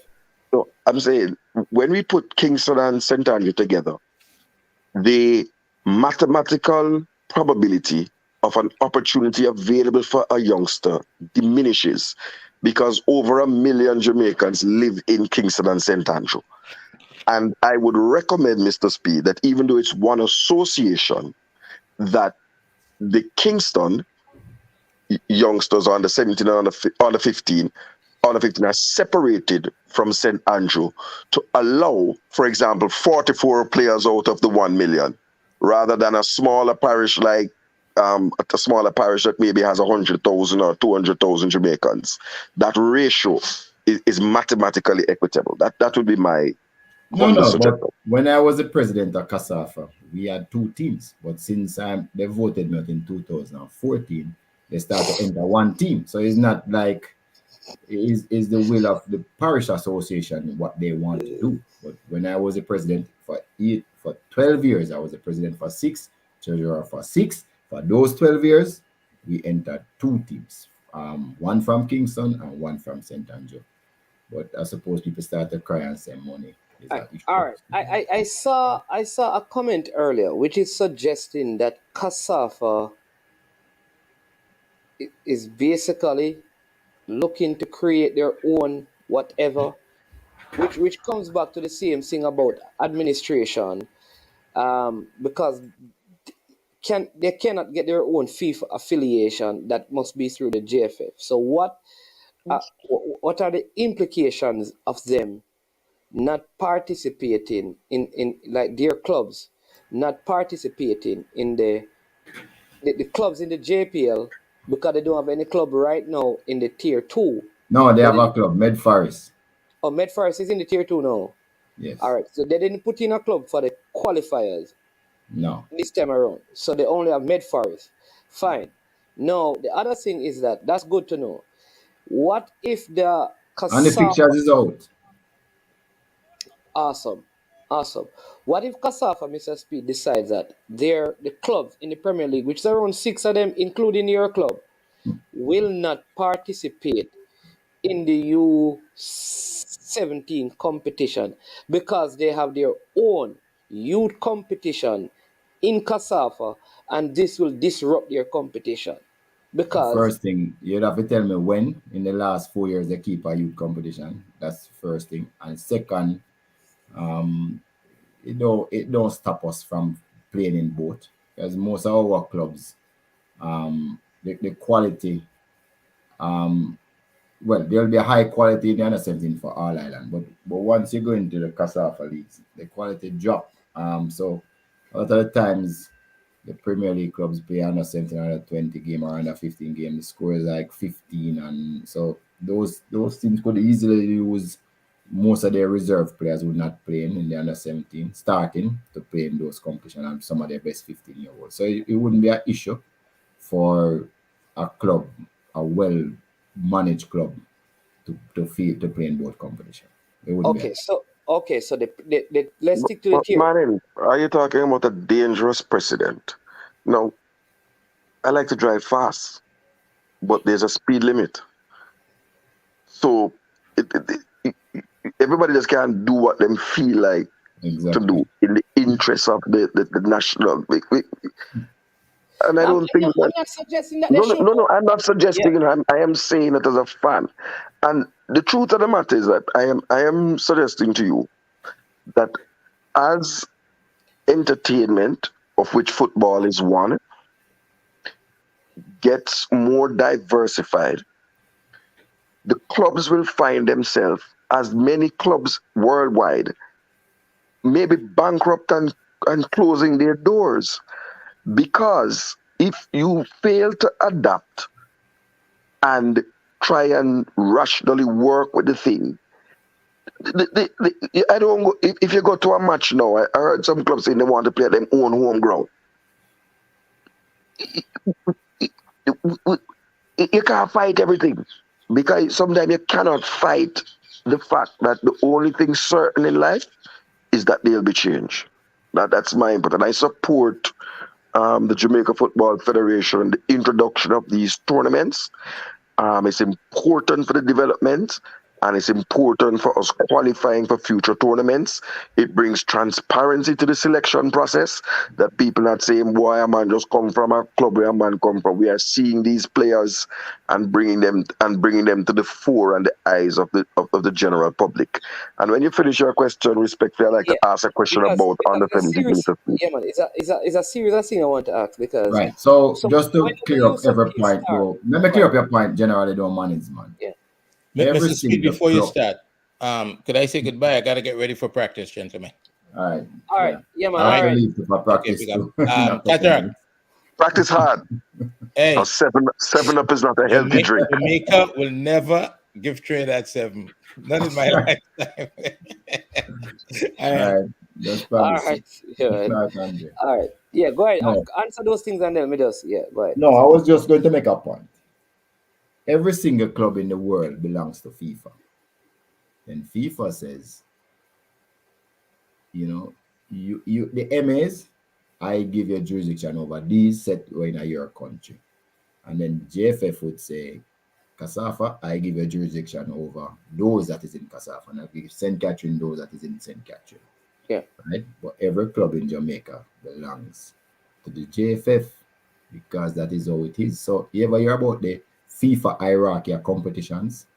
Just remember what that means. It means when you're winning a Jamaica, you're playing a CFU. If you're winning a CFU, you're playing a CONCACAF. You're winning a CONCACAF, you're going to the World Club Championships. Just remember that hierarchy is there. And it happened in England. And if you win certain leagues, you're going to, when you win Champions League, at that time you're playing at the club championship. Yeah, there's progression. Against, right. So, but no club don't belong to any parish or any, all of them belong to FIFA. They go by FIFA rules, etc. etc. Okay, because somebody was saying that Med Forest was suspended by CONCACAF, but yeah, they said that, but it's just because probably JFF not ready to deal with CONCACAF yet. But Med Forest is playing in the JFF league, and they're getting all of the transfer going through. JFF sign off on and all of them. You see, look here, you can deal with that problem a heap of different ways. You can fight or you can just circle. Remember the man who wouldn't sell him building in Las Vegas? Then build the casino right around him, and he couldn't even see sun. He didn't even have nowhere to come out because the people buy every land right around him and build the casino right around him. So, you can go around problems too. You don't have to fight it down. Sometimes you just avoid certain things, but it's not a problem here. When is this U-17 competition scheduled to start and the U-15? And you want to start in May? The U-15 I just said the schedule for the U. I think I just said the schedule for the U-15. And what is the duration of this competition? Because I want to know the amount of football. 17 or 3 months, but it's just because it's an introductory. We want to do it for six months in our future. Oh, so 3 months, which is May, June, July, August, and then they're going to schoolboy football for those who play. Yeah, I think we're trying to finish it by the end of July, so we don't affect the school thing. We're staying far from school now, because we know that going on, you can't win right now. Yeah. With Mr. Speed. All right, and then I have an important question about the start date. It says in May, me didn't forget the under 15 though. Me just get that and then I come to. And then, so the U-17 in May for 3 months. What about the U-15 start date, which is parish based?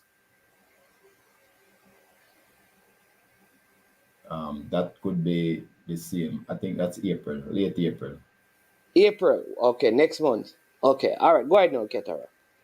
No, I had a concern with the time because aren't that the time that CSEC, SBAs, and external examinations, and they may not be at A levels, but certainly at CSEC, and isn't that right smack bang in the middle of examinations? Well, under 17 is Saturdays, we're looking at. Yeah, we still have training. And you have to study. I'm just asking. No, yeah. And the reason why I'm asking why wasn't it a summer competition post the end of the? Yeah, that would interfere with the schoolboy schedule, though, Cataract. Yes, the schoolboy schedule will run from in the last month, Cataract. It have the problems to get the players in the last month before. Yeah, because that schoolboy football, sad to say, but it is a staple in Jamaica. It's not going away, so you have to schedule around it. You can't try to. You can try, but it's going to have problems. That's what we're trying to stay away from. But if you notice, as you're quite to say, these exams are in May, and June, the most majority, So the preliminary round will start there, but remember, the business then come later when they should be out of school. So And I suspect like an under 17 probably will have an under 15 and under 16 player who may the not good be in ones. Yeah, full the good form ones. The good and not ones. necessarily doing. So in a So team, like, yeah, for instance, the under 15 national team, we're trying to get them to play in it. So they'll start to get good preparation. So we're trying to get them to play. If anybody drop out, they are first to replace one of these clubs. Anybody drop out. Okay. To help them with their development. So on those questions, particularly under 70, Mr. Speed, and you know, we've had nice dialogue, but that can't happen. The technical review of the national under 17 and national under 20, when will the broad findings of those failed campaigns be in the spirit of transparency that your General Secretary, Mr. Chung, has spoken about? When will, and I'm not talking in nitty-gritty details, but the broad executive summary and executive findings of those competitions be discussed through the media, through a press conference, with the general public, and we can. You just ask Mr. Speed, where can the findings be found? It's very simple. No, we have the reports. Yeah, so but the report is hidden. I'm talking about, and Mr. Speed will tell you that it's a private document. I know where it's coming from. That's why I coach my questions the way they are. And then, but I never said that still. But we have the document. No, we never. Well, you see, I try to do what best practices do. I don't know any country. It's like, people ask me this question: where's Jamaica football philosophy? And I search if I try to find a next country philosophy, and I can't find it. So the point is, everybody have one, and everybody have these issues. Same. I mean, a lot of countries don't qualify, but I can't find anywhere where someone put it out in the public, though, Cataract. I think what Cataract so has I been will help you. Hold on, Cataract. Yeah, because I think what Cataract has been down on for the last couple of months is that he hasn't heard directly from you, head of the technical committee, the technical director, Wendell Donzel, or the general secretary, if a particular U-17 coach has been relieved of his duties. No man. It's not no. Please, no. Please, no. No, Cataract, let me finish now. Cataract is not. The question that is out there is that not Cataract. Let me remove that from Cataract. This is not Cataract. But a lot of persons have been asking. We have not heard if the U-20 coach has been demoted, removed, or transferred to a next department in the federation, and there's a new U-20 coach going ahead. Hold on. Or if the U-17 coach, after such failure, we see where the manager's action was taken. If any sort of action was taken against him, because he's still present with the senior team, and is that his new and his continuing functioning role, and part of the action that is part of the question. But Cataract don't want to hear anything about that, so that's not for him. I'm not asking picnic questions. I'm asking big man questions, because I want to understand that the same mistakes are not made again, because very similar mistakes that were made in the under 20 qualification resurfaced in the under 17 qualification, and down to an even worse result on our team. That's what I'm concerned about. I'm concerned about the broad findings and the broad and the major recommendations that will come out of that. Right. So, Cataract, these are good questions. So let me tell you what happened. So this time for the under 17 team that is going to be playing in 2 years' time.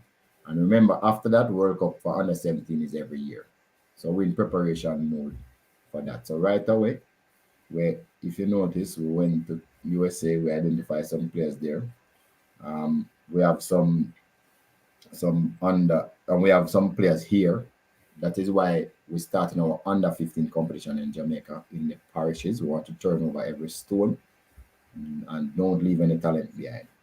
That is why I just said to you, we were to try and get the under 15 team to play with the under 17s in this year competition, play with them next year under 17 competition again. So there'll be 15 this year, 16 next year. So that competition will give them that constant preparation for the World Cup qualifiers when they start the following year. We'll have 2 years under 17 playing with those players. In addition, the players are going to CFU tournament in August. That is the under 15s, which we're preparing for that. And next year again, we're going to the USA, and we're not sure if we can switch to England to try and have another talent identification session. We're trying to go to England to have another talent identification. We're going to go multiple places in the US next year. So even if a player had made it at 15, we'll be able to see if additional talent has come aboard and there's progression. So this is not, we're going to start training 3 months before the tournament. This training is going to start take place right in the next couple months for 2 years. Yeah, man. Hold on, Carla. So also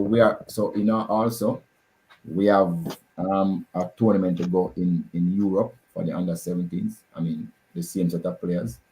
So all of those, I think the tournament is in Malmo, I can't remember, but all of those things is a different process than what happened in this under 17 World Cup qualifier or any other one. So and also we have applied to FIFA for some talent identification funds, which we are told that it look like it's a go.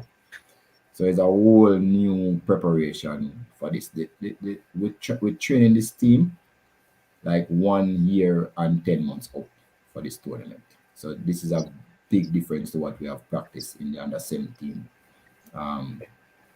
before. So it's not the same anymore. So whether the coach is going to be the coach or not, the whole preparation process is going to be much different, much more controlled.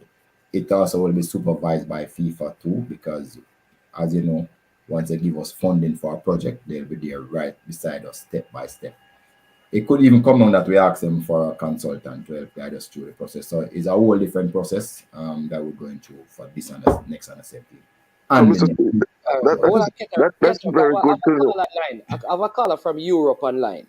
Please just bear with him because he wants to catch Mr. Speed before he goes. So don't lose your point. Go ahead, Carla. Yes, man. Thanks for your thoughts, Carla. Mr. Speed. Good evening. Good evening, whatever time you know. Yeah, well, Mr. Speed, I know you from Gleaner days, you know, you always love the football, you know. You're a good sportsman to a certain. But I hear you talking about the under 15. I remember back in the days of the youth parish level under 15, under 12 in those days. You used to play on weekends. So, you selecting the under 15 team for Jamaica team now? Back in those days, you used to have Downswell and Jackie Walters used to go around the parishes them and see the better player and pick them from that level and send all of them to Kingston. So is the same-ish thing that you guys do in the same way? Yes, we have an under 15 competition to start the end of April. In April, and then we'll be going around to pick out the best players locally from that competition. Plus, we have we had trials in the USA, and I think we'll find 3 or 4 or 5 players there. So we're really supposed to come to England too, but maybe we might not do it. When you come in England, you can check management or Mr. Downswell or Danny Beckford from the number. Them can give him link. Because when Captain Burrell back in the days when Captain used to come up, you know, and him come England, you know. Garrett McCleary and those guys, you know, and me come and tell Captain about them guys and they want from Reading, you know. All right. So we need to do find some under 15 for me now. Yeah, but the last time the man tell me to find under 15 and when it come up to his time, no under 15 come and play, you know. So it'll play this year. It'll play in August this year, we're sure. Hey, you're not related to Zach Lovelace? But now you have to talk to Mr. Speed about that because them make the youth come and make. You see, but you can play for Jamaica still, you know.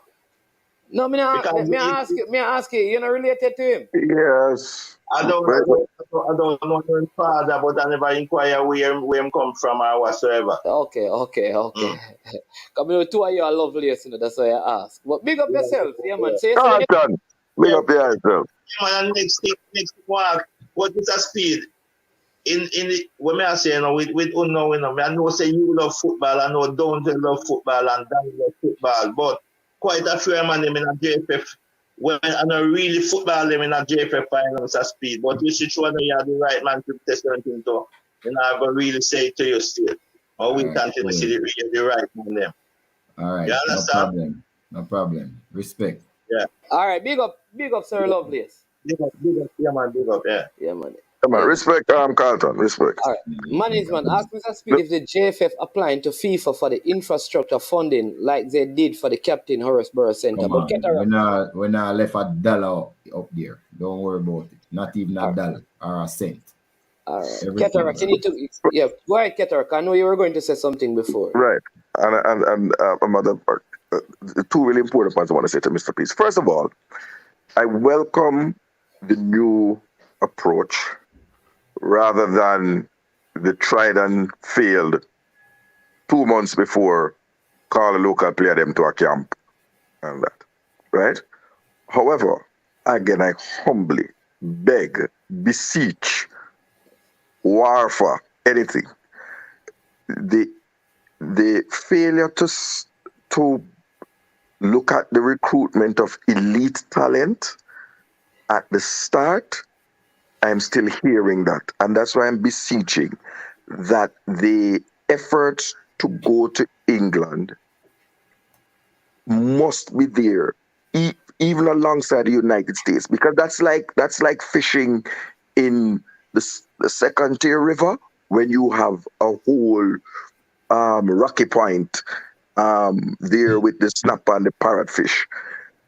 I think it will hamper us when the time comes for trying to get those players naturalized. So I ask that the look at, and I'm going to make a firm suggestion, the past players who are coaches at academy sides, to work with them in a formal way that have them provide you with some of the identification and monitoring, because they play these under 17. Leon Burton is the under.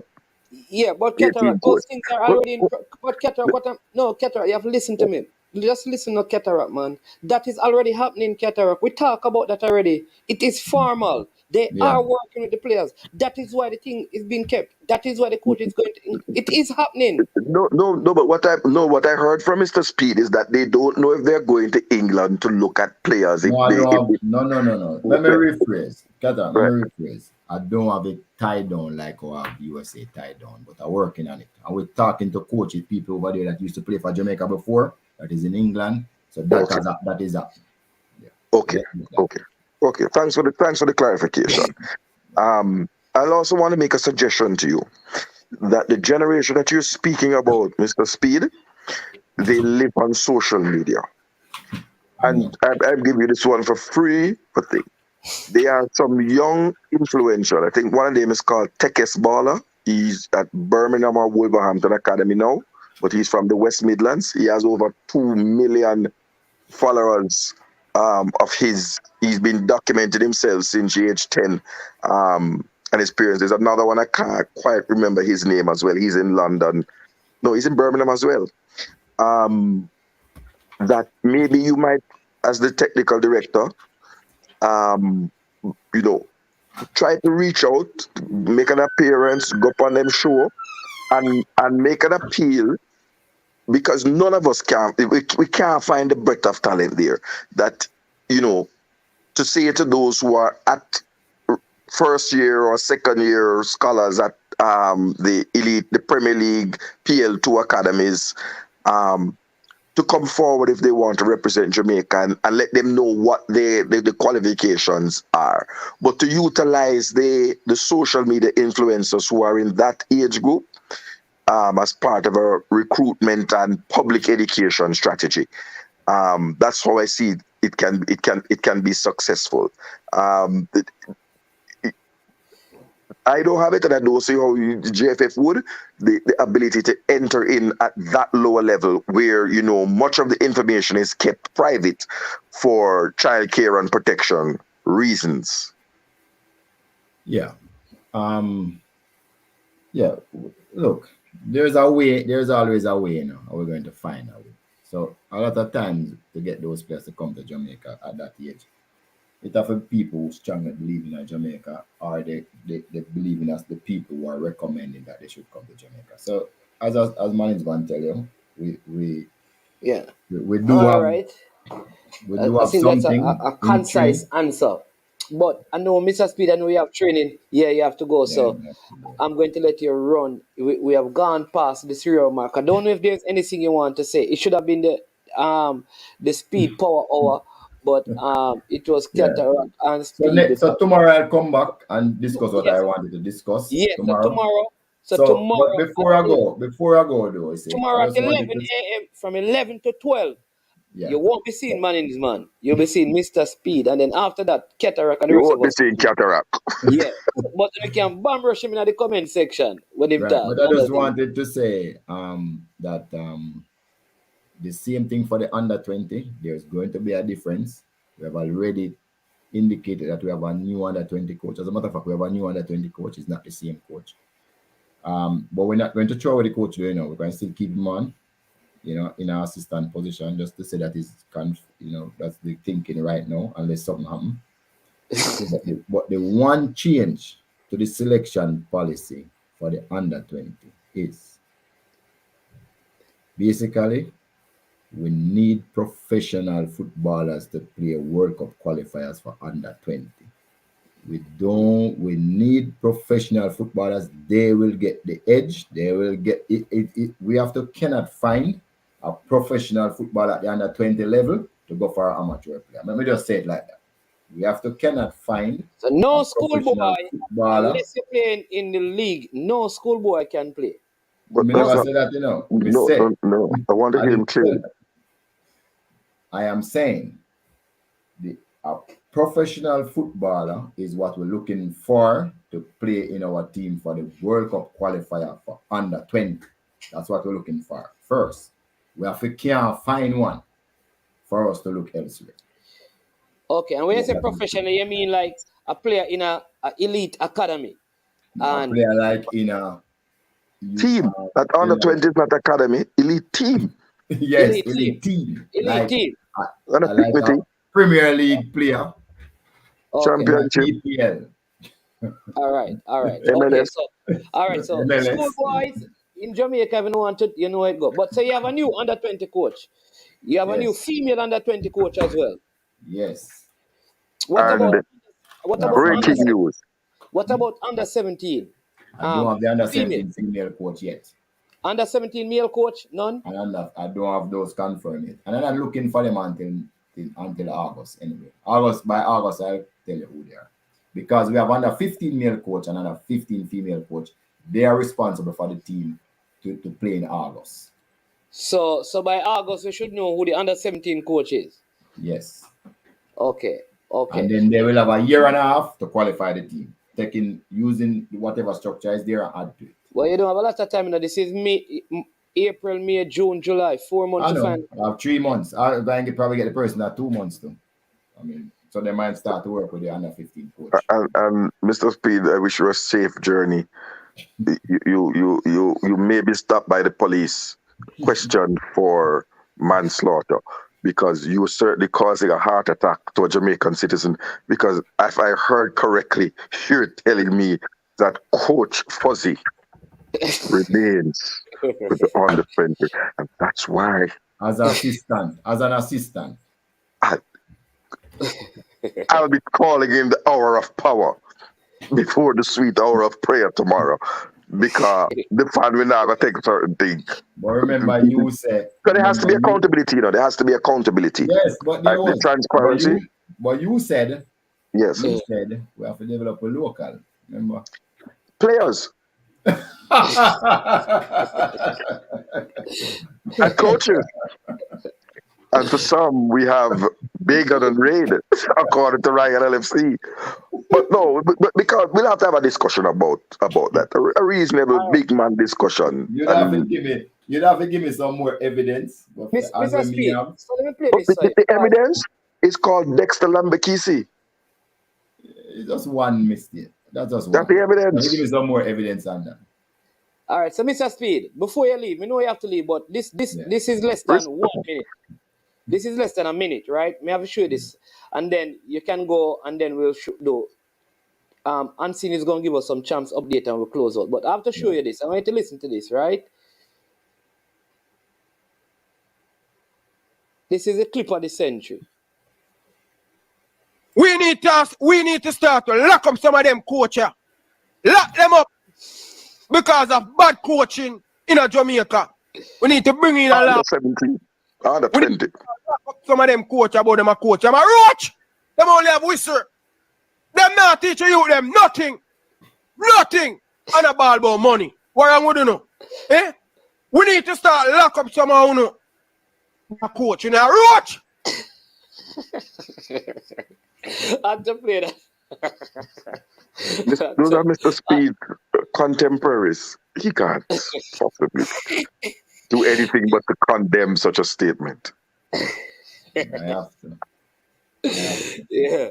But anyway, you will never see a day come when we're not trying. What we're trying to do is build capacity in Jamaica, and we have to make sure that we try with our local coaches to see if we can improve them. Because at the end of the day, foreign coaches are expensive. And instead of spending money on them, you might want to spend it up in players, development programs, etc. So I understand what he's saying, but we have to develop our own. Now, I want everybody to understand, that our plan is not to have 6 A license coaches, It's if you have 150. Then we go through and pick out the one. So now there's an edge with the people who have the better qualification now getting all the jobs. But as soon as we have, by the way, we're having a next A license course. We're trying to get one A license course in Jamaica next year with 24 persons. So instead of 6, we're going to have 30. Then the talent will come through and then we'll be able to have better picks. But in the meantime, we can't leave them behind either. We have to develop the coaches, the clubs, and the players all in the same time. And so, you're not going to agree with some of the picks for now. But it's a matter of choice right now. Eventually, we'll get better. And then we'll have 200 A license coach, and then you see something. Then the talent come through. 200, for to coach some of his national team. But for now, you're right. Most of our local coaches are found wanting. Yeah. I mean, they might not want to admit it. But yeah, we are, all of us. We let down the players. I'm the first one to agree. We didn't know enough. That is why so much players go overseas and come back because they can't cope over there. They don't know what to do. But we can't stop helping them and try to develop them up. Even though they make mistakes, we have to keep on moving. I hope that help the person. But I won't detain you. There'll be other opportunities. Yeah, all right, so cool. big up Mr. Speed. So tomorrow, 11 people, he'll be back on with the speed hour of power. You understand me? Cataract. Buy your buckles tomorrow. So I want For to the coach for the question. Yeah, man, respect. Unseen Sports TV is going to come on and he's going to give you everything that happened today at Champs. That is not Cataract thing. So Cataract, big up as usual. Yeah, man, you never raised the EPL player thing. Tomorrow we'll get into that. All right. But let me bring on Unseen. Unseen move from Annie Palmer house to in living room. All right. So Cataract, bless up yourself. Just get a package from Barbados. Big up the base gun, the flying fish and cuckoo massive. Yeah, Champs man, tracks man run things. Yeah, tracks man in the building. Unseen, your time, cause you don't know man is man. People, there you go. Show him some love. Unseen, talk to the people, them give them all the updates. What is going on at Champs? So actually, I'm actually live. I'm actually live now, meanwhile talking to you on my platform doing the 100 meter prelims. You understand me? Yeah. The top athletes them from class 4 as we predicted earlier. Previously, there were videos man coming to Champs or 9 days or 24 days to Champs. They are actually into the semi-final, doing well. Nachis East, the class 3, doing well. Terrelong doing well also. Look like she have a late season coming into the championships looking good, peaking at the right time. So it's going to be a ding-dong battle with the women's girls versus Sterling in that 100-meter final, I think. Immaculate doing well in the sprints in the class 4, always doing well in that department. It's a good look. Waiting for the boys, management to see what the Calabar boys but can. earlier you had the preliminaries in some sprinting. Yes, it's happening right now. The 100-meter is happening right now. Right. So what have you talk to me about Kingston College? Who kind of? There's no boys race as yet in the 100-meter, but in the 400, Kingston College look good. Turbo, John Marcus White, winning this 400-meter easily. I think he's in the 47 shape. We are in bounce around that 400-meter. Like it's an easy 400. Rickel Reed came in second in that race. Rickel Reed of Calabar. Yeah, one of my talent at primary school. 50.9. JC looking good as well. Excelsior Quartermile is looking good as well. In the class 1, Kennedy looked like the man to beat. Calabar in there as well. Trying to, not going to get the goal, but they're going to get a point out of the 400 meter. Yeah, you also had the preliminaries of the 1500 meters. Not so. The information on the 1500 meter doesn't cross my eyes as it. Focusing on the sprints. As soon as we get information, we can do videos and we can push it over.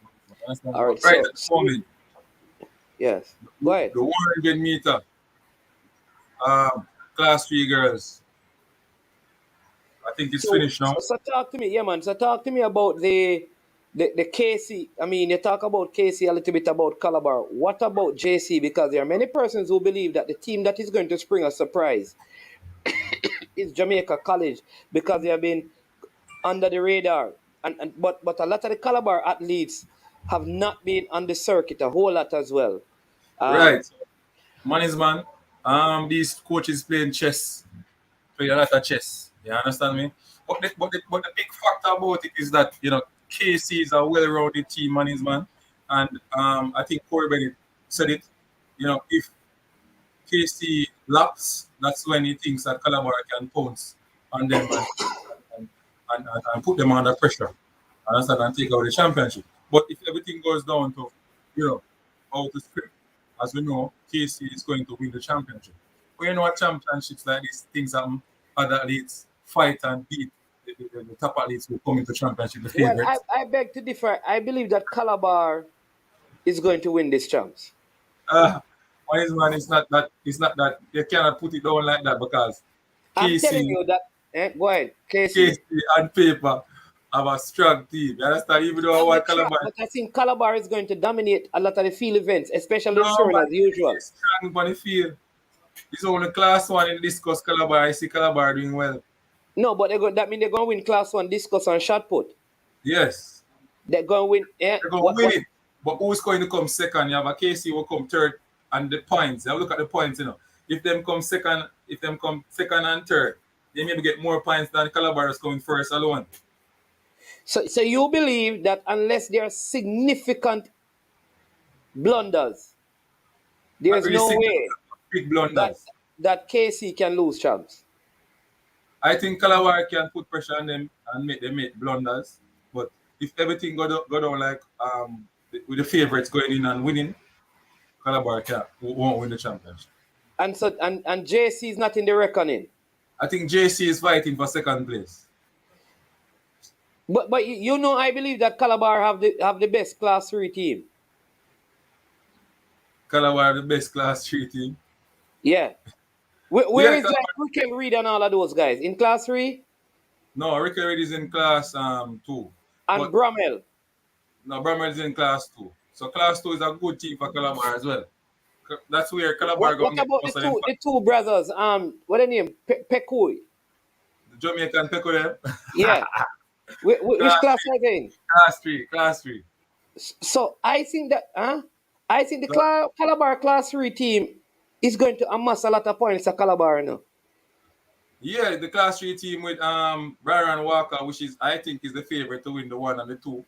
And I think they're going to beat who come in the relay as well. Byron Walker, fit, if he's fit, you know, because we have to put that in place, put that into consideration as well. If he's fit into the final, people, Baron Walker is like the next Christopher Taylor. I don't think they can beat it.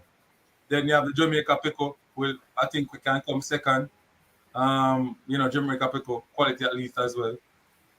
It's gonna be, they're gonna get some good points out of this sprint races in class 3. Okay, and then I think that JC has the more dominant class 2 team. Huh? I think JC class 2 team overall is the best team. No, Calabar is the best team in class 2. In class 2? Yeah. Calabar on fall down in the field, a little bit in the field events. No man, but KC dominate the 1500s this morning. Yeah, you're talking.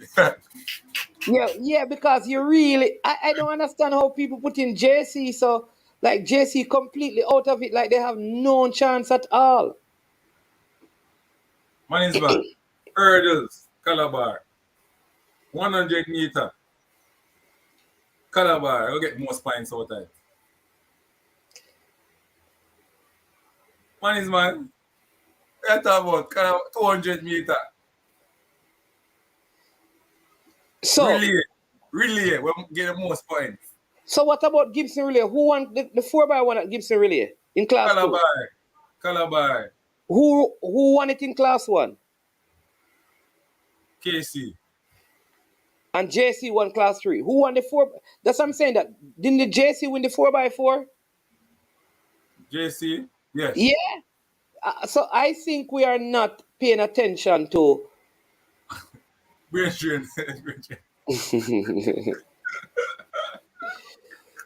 So I'm seeing as KC winning champs. Okay. Right? With who second unseen? Calabar second. And you have JC third. Yeah, JC third. Alright. I don't know about that, you know, because you have the daily guy from Herbert Morrison in class 1. I mean, although and it's speed, man. Yeah, man. And cool, man. All right. But what about 200 meters? Is he fit, Edwin Allen athlete? Or is still injured? Boy, man, I don't know. They like that information is like taking so long. Brian Level. Yeah, nobody now come out with the information with him. It's like he's just under the carpet. Okay. I see here somebody says JC is going to dominate the 800 meters. JC, what Calabar get? Calabar get points though out of it. Yeah, I don't know. The man said that I am a Calabar fan. The man don't rate big KC. I don't say I don't rate KC, but I think we just dismissing JC and Calabar. And like no, it is but me not dismiss JC. Mr. The team what can beat KC and Calabar, but me not think so based on you understand? The athlete them are going so far. You know, so the girls section, we predict we go to the final and do them thing. You understand the man? So yeah, I think on the girls' side there's going to be a surprise. I think Idle is going to nip Edwin Allen.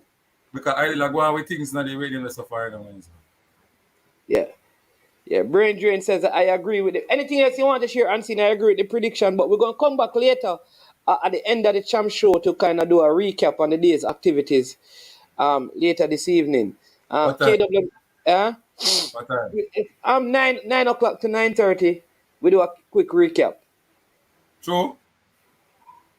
Yeah, for all the champs people. You understand? You know we have to do that. You can't leave for the champ people everyone, man. Leave for the champs people everyone. Then you know, say 9 o'clock tonight we're gonna come back on to the champ show. Unseen, your prediction are always wrong.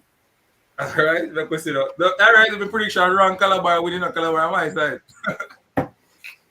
The man say Calabar a theme team and the man a predict KC if you win. Me not understand. No, because money is man. No, I forgot bet. I'll lose my money. I know it's the race. What if you're saying that Calabar has a better class 3 team, a better class 2 team? Why are you predicting KC to win? Because KC are come. All right, money is money. You have to add the points. Them, you know, it's not about winning the individual races. The amount of points. No, I never asked you who winning the individual races. You say Calabar has the best class 2 team. They are the top class 3 team. That's 2 of the 3 classes. But still yet they can't win. No, because so the field events, man is the one. So even though Calabar would dominate in the class 2, them not gonna lead. Them not lead KC by far. Them not gonna lead KC by far. So KC will catch them up back in the field events.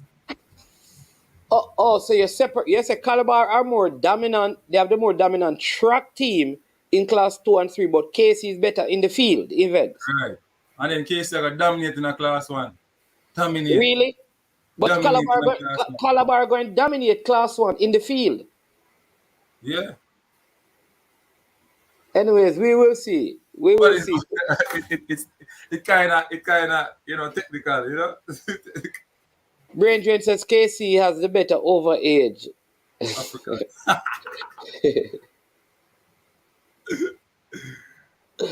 KW says Brain Drain. I'm a KC man, but the African them look old. You want to hear the commentary for the first heat in the class 3 here?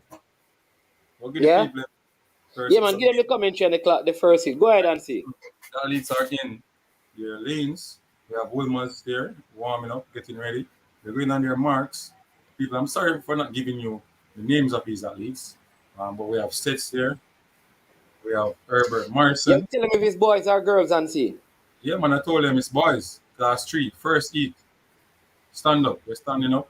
They have a problem with the starting machine. People, they're using the electronic start, not the old-fashioned blank shot. Yes. So, Tracy Sinclair is there. Usain Bernard, Petersfield, Riquelme Reed, Carnwell College, Sean Lewis Stets, Omarion Thomas Wilmers, Alex Anson is there as well. And they're going on their marks now for the second time. Hopefully, the race can go on. So, let's see who is going to capture this one. I'm looking in lane 3 for Stets. Looking like the camera is still on that person. So, it looks like he's a favorite going into this one. People.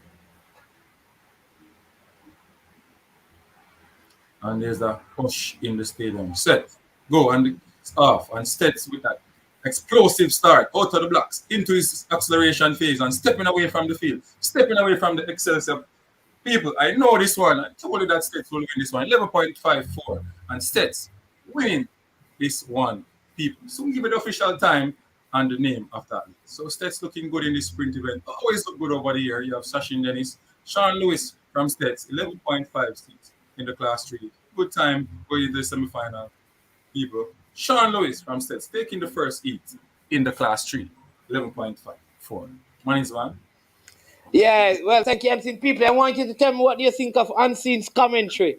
You understand me? If you like what he's doing, we can, Unseen, so what you want to do? You want me to end or you want to just, because you're on right now, right? Yes, I'm on right now, doing a live on my platform. Yeah. Okay, all right. So I don't know what you want to do, people. You can just jump over to Unseen platform. He's going to continue with this. Management has to go.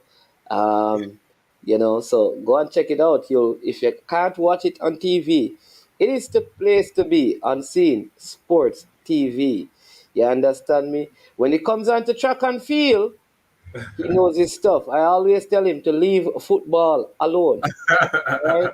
Be unseen when it comes on to football in discussion. So he will not be called a roach with a whistle. Yo, them can do unseen bad though. Yeah, right now, man, talk boss, you know. Yeah. I'm full of different personality in a man's one. Okay. Yeah. Mary says, stays with track and field, unseen, and leave football. Definitely. But listen, people, I want to thank all of you for sticking and staying with Management for this. You understand me? It has been a good show, a good day. Again, go over to Unseen Sports TV and you can pick up over there on the commentary he's doing on ISSA Champs 2023. I am Management. This has been I Am Sure Sports.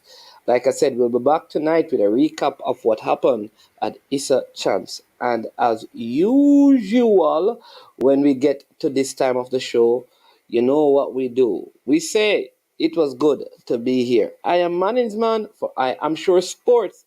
And we are over. And we are OUT. Out of here. Boom, check it out. I don't know it's Jason. I'm here represent for I Am Sure Sports. For the latest news and updates, check out I Am Sure Sports. Make sure you go to the YouTube channel, subscribe and share. Jason representing I Am Sure. I Am Sure Sports.